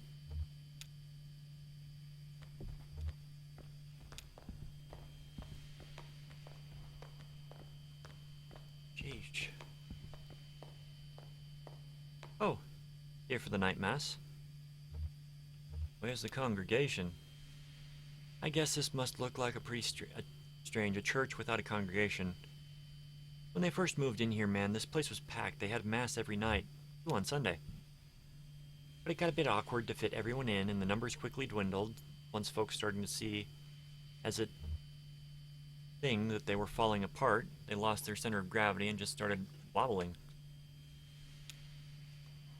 Then the preacher stopped coming too, and he left his old tapes.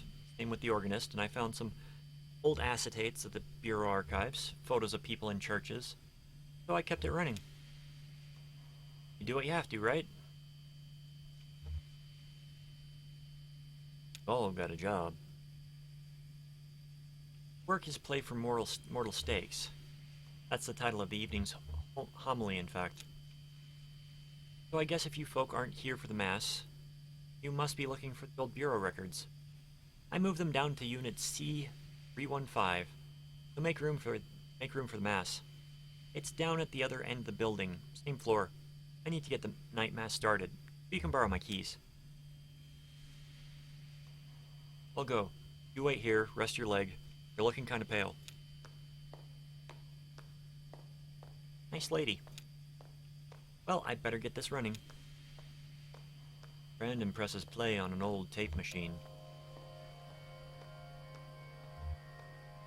Conway listens to the homily on the damn many days on which we proclaim the value of labor and celebrate the piety of the hard-working through feast or abstinence, recognizing St. Joseph the Worker, who was foster father to our Lord Jesus, and who trained him in carpentry and in the merit of sweat. And this is one such day. How do you like working here? It's okay. I don't really know what else I would do. I used to play a lot of card games, you know. In high school, some of my friends went to college, but most of them just got jobs. Maybe in a few years we'll be hanging out in bars, playing darts or something. You're not allowed to play cards in the bar. Maybe because it looks like gambling. My leg is killing me. I bet everyone's telling you to see a doctor. Hey, I get it, too expensive. My dad cut his arm pretty bad on the job, but he stitched himself back up because we didn't have health insurance. But then his hand didn't work very well, and he got pretty depressed, and eventually just sort of... Well, I guess I don't know what he should have done. Who knows, right?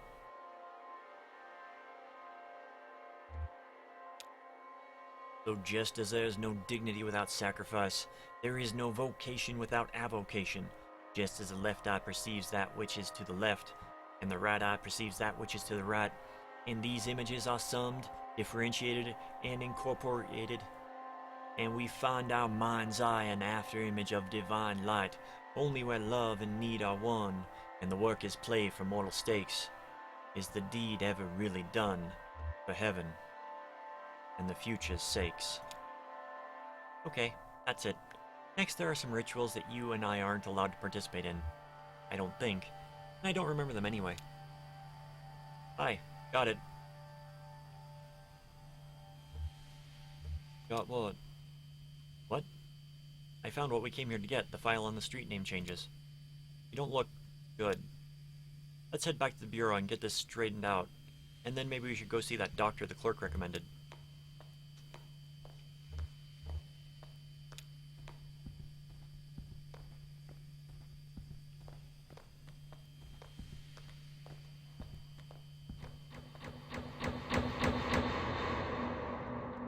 Ooh, creepy. Ominous, I should say.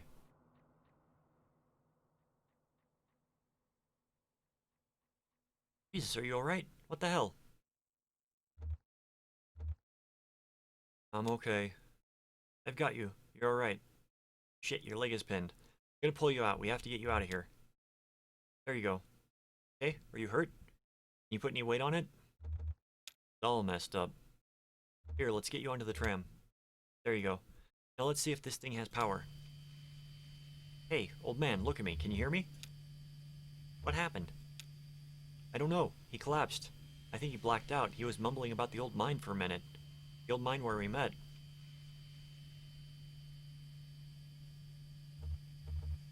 I think I need to see that doctor. Yes, you do. He hands Brandon's the doctor's card. How do we get to this address from here? I don't know. It's pretty tricky going back and forth between, here and there. The bureau's the only way I know. Some of the folks do it all the time, commuters. Just go back the way you came, find the crystal, and then turn around.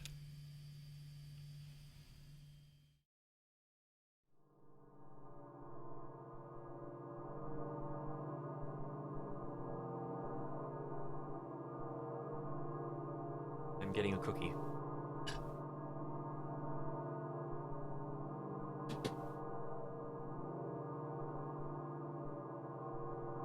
Alright.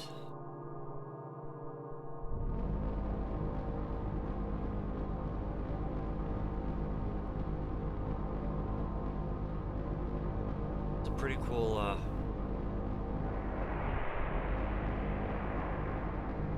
game.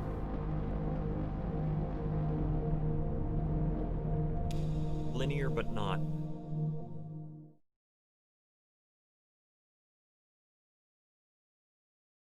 Act 2. Scene 3. Bureau of Reclaimed Spaces.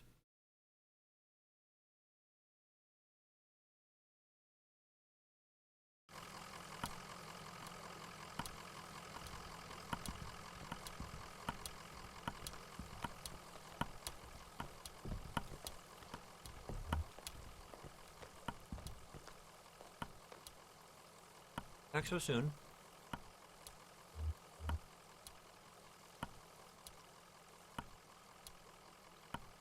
We need to get to the Interstate 65. Lula filed your papers, so you're in the system now. I can process you whenever you're ready to go back. Just let me know. We've got a few more things to see down here, I'd say.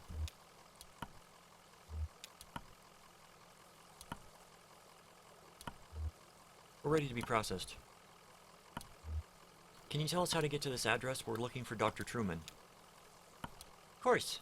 This is a neighborhood just outside the Bowling Green. Get on 65 going southwest.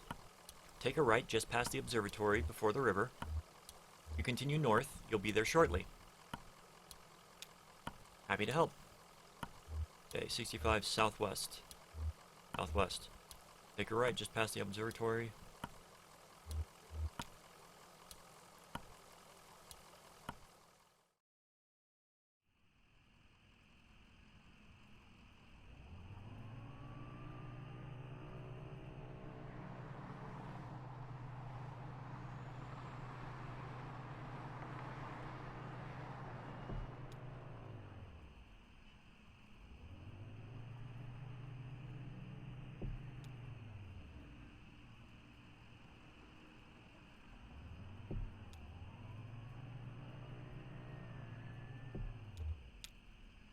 Dr. Truman's house. The neighborhood at the address on Lula's card has been demolished. In its place is a large museum still partially under construction.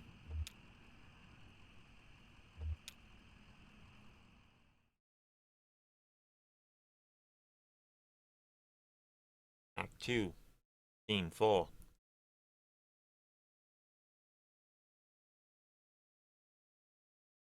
Museum of Dwellings.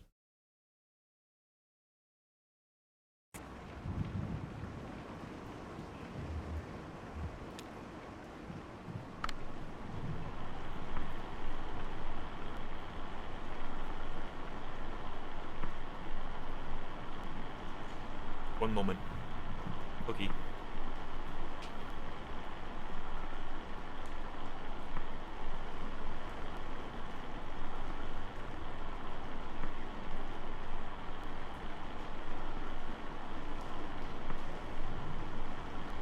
Oh yeah, he was talking to his dog. Guy was a weirdo. What did he say?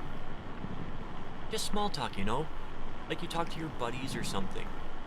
Like you talk to a dock worker, just like, damn, this is a lot of rain. I haven't seen rain like this since the storm a couple years back.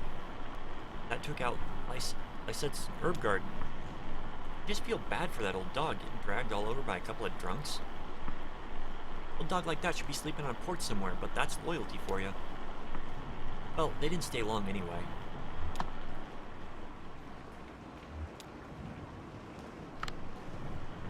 I heard the man and the lady talking when they first came in, but they didn't see me. What were you doing up that late? Mom lets me stay up late all the time. She said it's okay. I was just looking for frogs.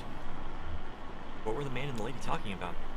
The man said his leg was hurting him. They were looking for Dr. Truman, but he was already gone. They didn't know that, so they kept looking around.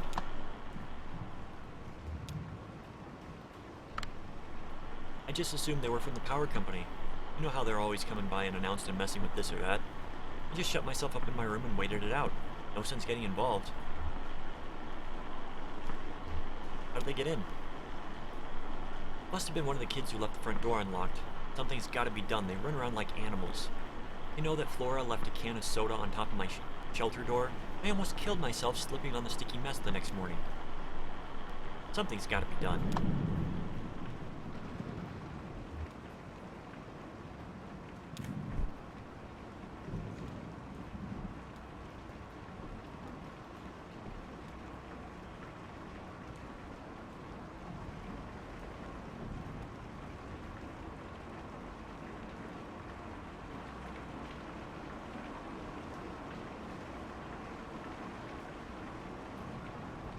I get the feeling there's something else in here.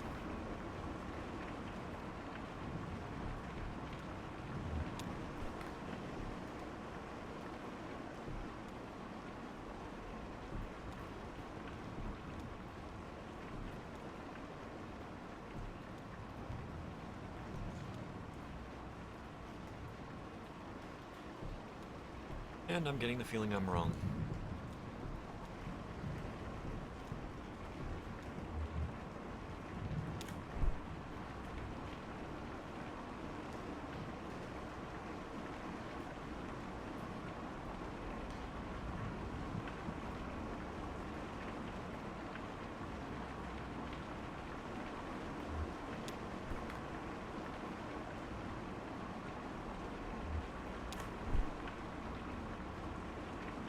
Yay.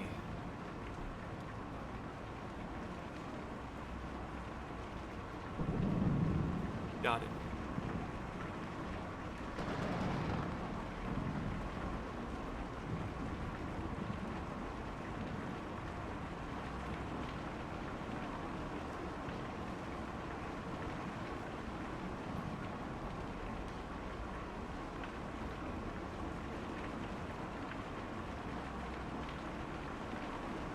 Is there a reason I can't leave?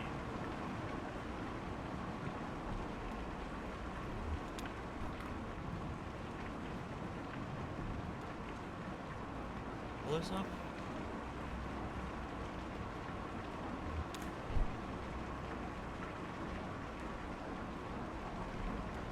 Okay.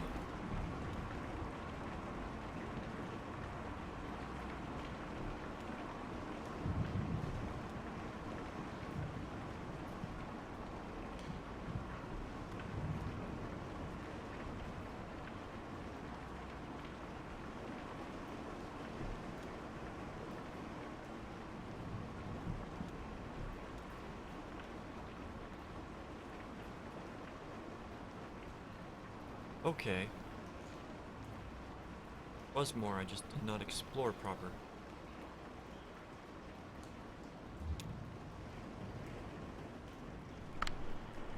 The moment I now recall most clearly from their short visit was the birdcage exhibit.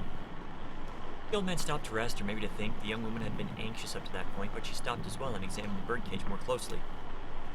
It seemed to elicit a tenderness from her. She ran one fingernail along the bars of the wire cage, marking out a tuneless scale, like a child's xylophone. And then they moved on.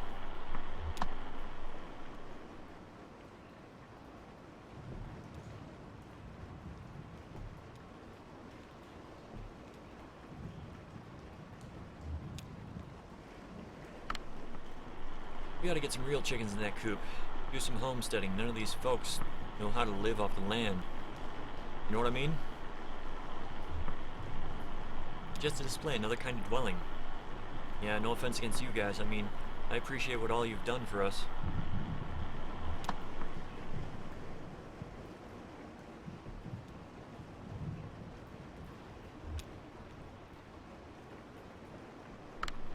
Sure, I talked to them for a bit. Actually, we talked for quite a while. I wasn't busy, I was happy for the company. Can't sleep in the storm like that. Never could.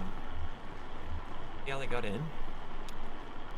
They came right in the front door. It wasn't locked. Your security here is kind of shitty. I wasn't gonna say, but... What did you talk about? I told him to put his umbrella away. I get great shelter right here. I had a bottle in my coat. I could see the old guy looking at it, and his leg was hurt pretty bad, so I offered him some. He got real awkward about it. I bet he's in program. Anyway, we're asking about Dr. Truman. I remember him. He was here for a bit, and then he left. That's what I told him.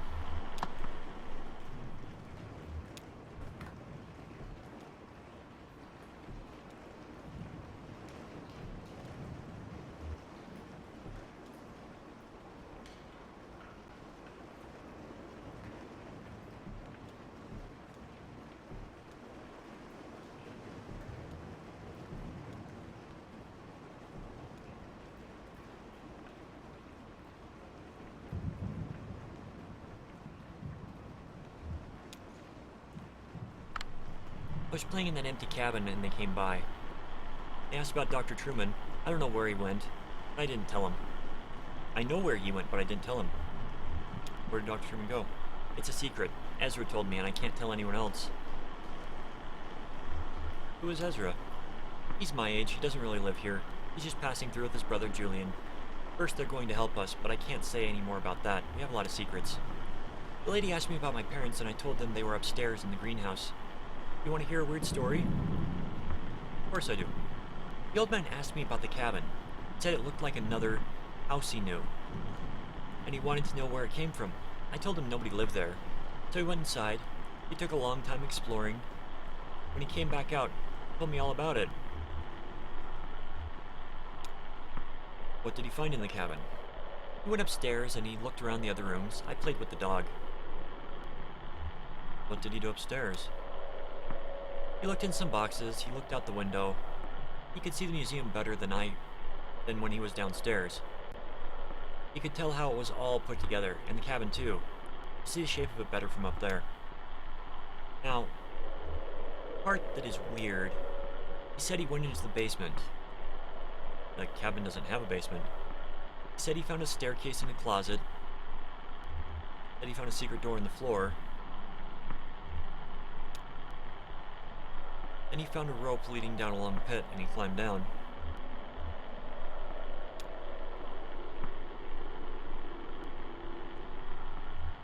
Walls were covered in glowing moss. Fred eats the moss. He used the light of the moss to find the lake at the bottom of the pit. Water swept around him until he didn't know where he was, and finally he fell asleep in the water. He was a good swimmer, so he found his way back to the cabin. Then he came back out of the cabin and he said goodbye. I didn't talk to them anymore.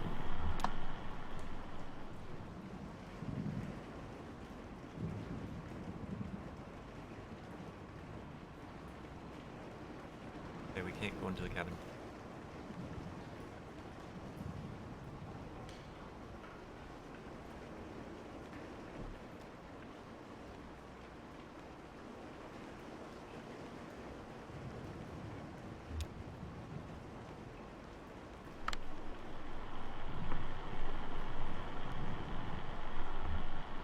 think you need to get some real horses in the stable.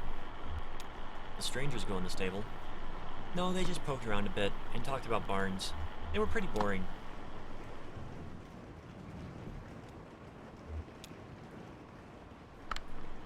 That dog was in nearly as bad shape as the old man, just sort of shrugging along. They found some treats in the doghouse exhibit. That seemed to cheer them up a bit.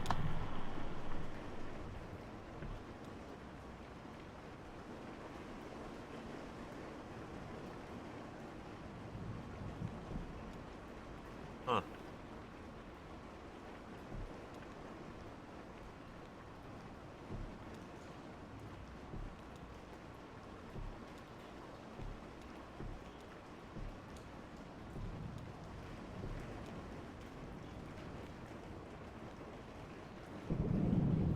There's more to explore. Golly.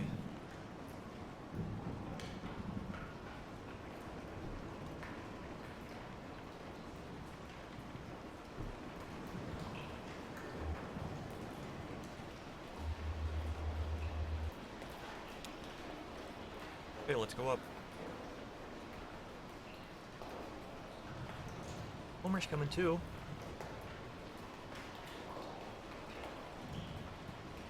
Good boy.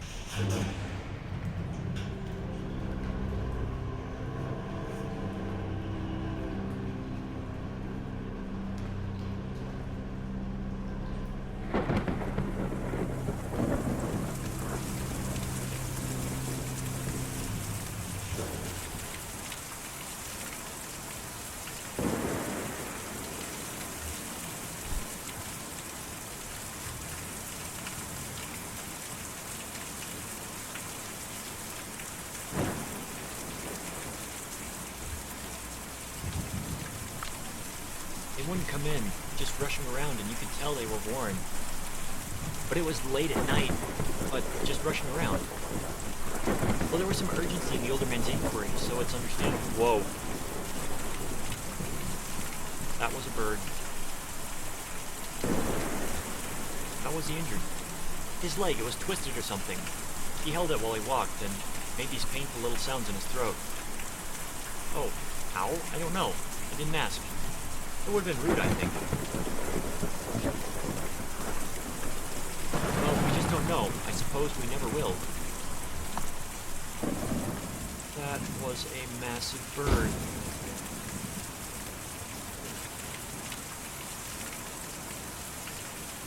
Don't take my dog, Birdie.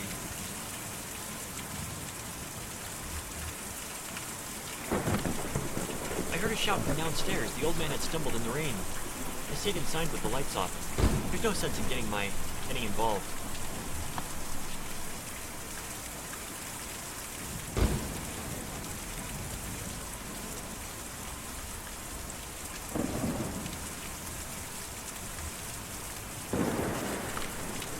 I didn't see or hear a thing all night. I was in the back doing inventory when they came by.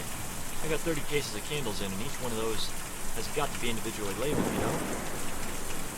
But I heard some of the other neighbors. But they weren't up to any harm, just passing through.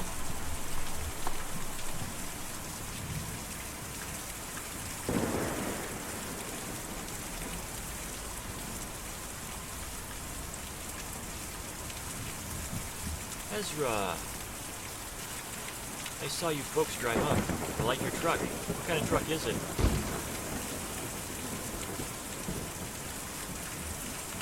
We got a couple of them back in the shop, but this is the only one that runs. Oh yeah?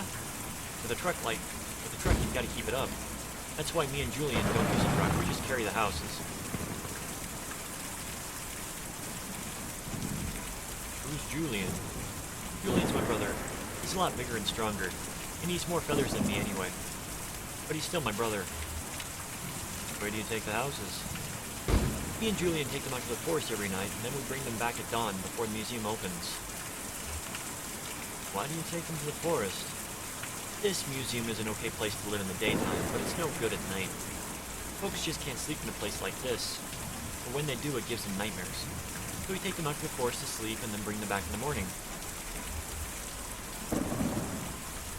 Your family out in the forest? Oh no, I don't know where they are. Me and Julian were looking for them for a while, but anyway, we have a job to do now. Taking these people out to the forest at night so they can sleep. And maybe if the rest of them will be like Dr. Truman and want to stay out there, we'll get back to looking. Can you tell us how to get to the forest? You have to follow the Green River way out east, and then hop over Lake Cumberland. The roads don't go there. But me and Julian can take you. We were just about to go anyway. I just gotta call him over. Cook, cook, cook, cook. Hey-ya! Big bird.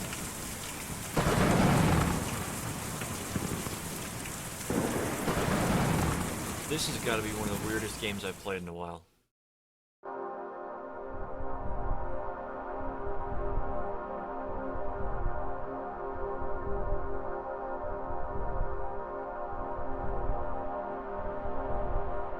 I mean, it's cool, but it's weird.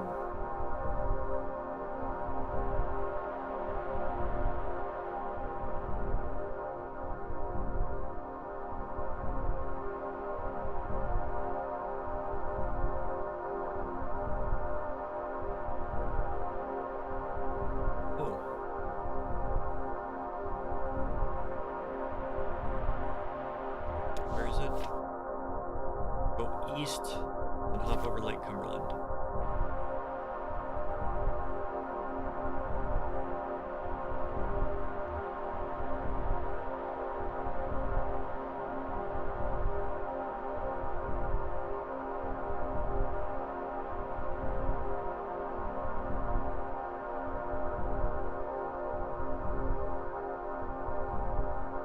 Lake.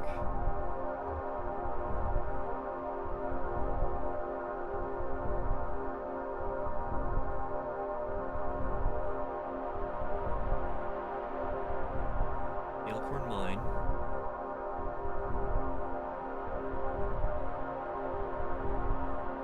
That looks like it might be a lake.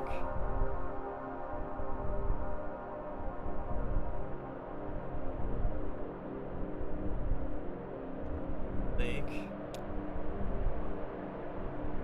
Shadowy Durga drags itself out on the lake, stuffs its limbs into a smart blue suit, and trudges slackly out of view.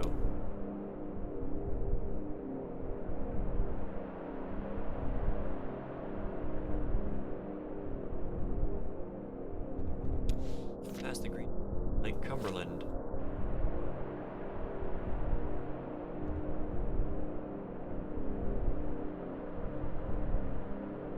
Lake.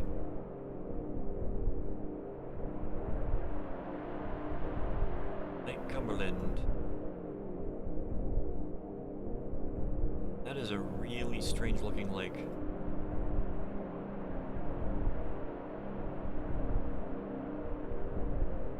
Guessing that this is where we're going.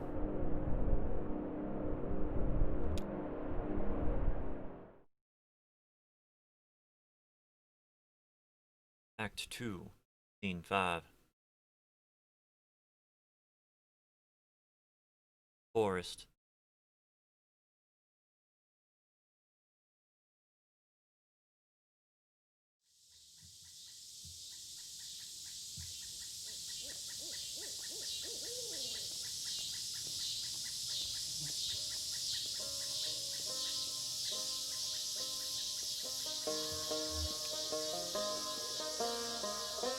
It's okay, just take it easy.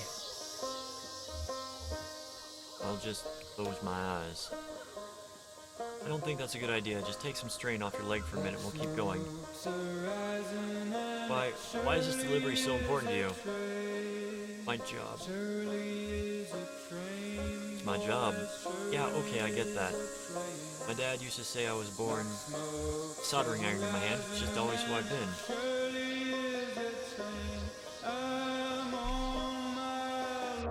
I do like the music, but I'm going to have to mute that just in case.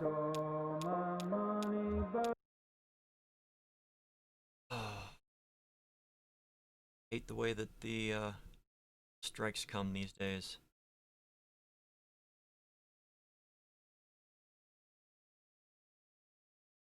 How did you come to be with these people? Bet you were pretty wild when you were younger.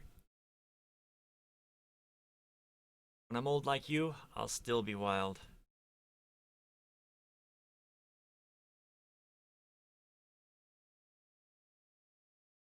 There's the singer.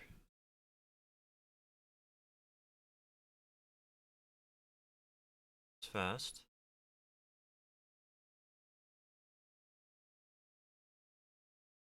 Then shouldn't be much farther now. I think I see where the settlement ends over there. This forest is full of shadows. Moonlight helps. Closer to the cities, you don't get moonlight like this. All gets washed out. Light pollution, you know. I guess it's still there, you just can't see it. How are you feeling? I'm just thinking about getting back to work. We're almost there. We'll get you patched up and back in that truck. We can handle this.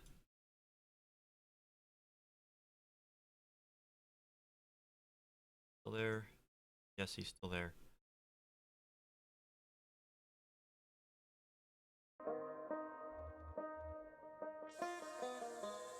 Okay.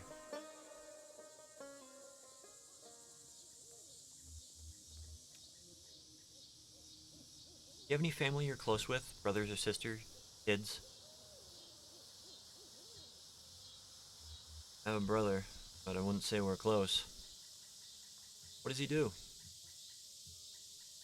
Some kind of banker, kind of a jerk sometimes. Yeah, I know the type. You never talked to him? Ah, I burned that bridge pretty bad. Who knows? I guess it was always closest with Weaver. As close as someone can be with a girl like that. She was always in her own wavelength. But we were the same age growing up, and everyone else was so busy. When she disappeared, I got pretty angry. I guess I just stayed that way. Never really understood her, but I knew her. It's lonely without someone like that around. Sorry, you're a good listener.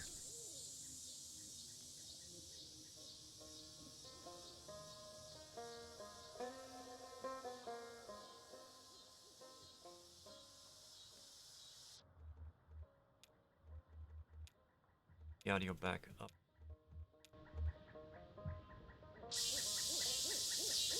Cicadas! He's inside with Dr. Truman. Are you coming in? Sure, I'll come in. Dr. Truman lets me watch TV sometimes. My folks never watch TV, but I like the way it looks. You said you lost track of your family earlier. Yep. Easy to get lost, especially out in woods like this. I never really get lost, though. I just look out for Julian. He's always around. My folks had a really nice house, bigger than any of these houses. But it made them worry all the time. Then a bank took it back. We had to sleep at the bus station, but I could never get to sleep. So I just went out to fly every night with Julian. We flew really far, and we never got lost. But when we came back in the morning, they were all gone. They just left you? I don't think so. All their stuff was still there. Maybe they got lost somewhere. Let's go see what's on TV. Hopefully not cicadas.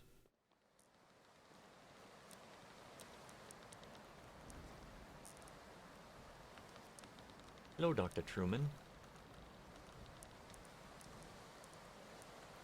And yeah, I think that exit interview is when I realized how badly they had me. But how else can you pay for medical school?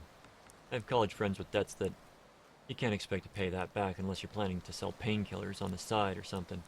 Or, some kind of administrative thing. I don't know.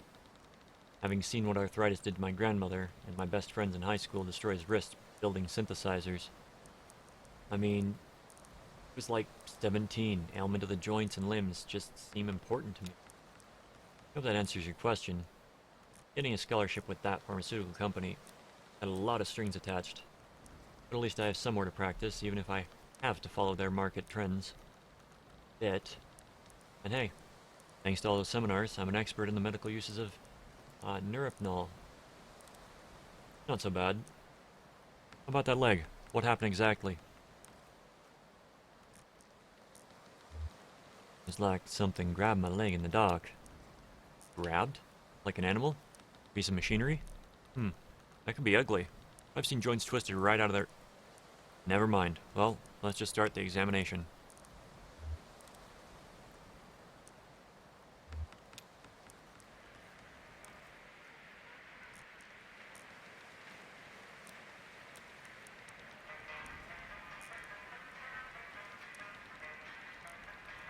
What are they singing about? Oh. Singing about hard times. Yeah, everybody has it pretty rough right now. Even if you just want to go home, you'll still have problems. Like, it'll be too dark and you'll get scared. It's hard sometimes, but things have a way of working out. Dr. Truman's gonna help your friend. He'll be okay.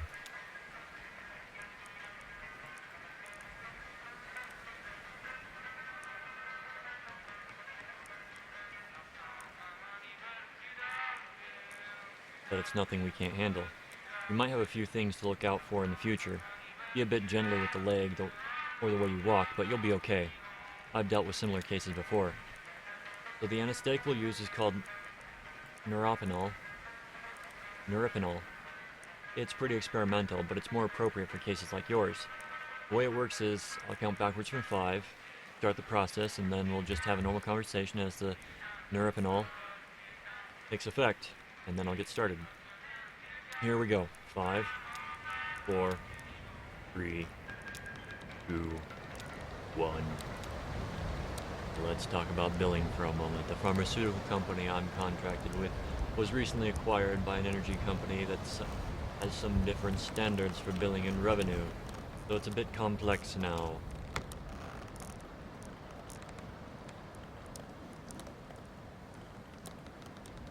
I'm really liking this game.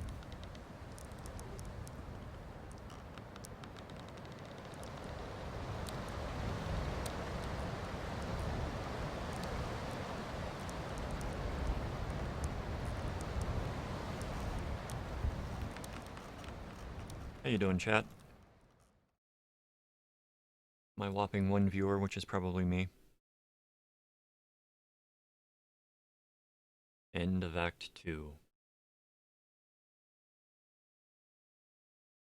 I kinda want to keep going, but I kinda want to stop. So I think for now we're going to stop. I'm gonna bring the splash up for a moment. Quit out of this. And going to bring up a oldie but a goodie. I really didn't have anybody here. I'm gonna stop this one and start again in a few minutes.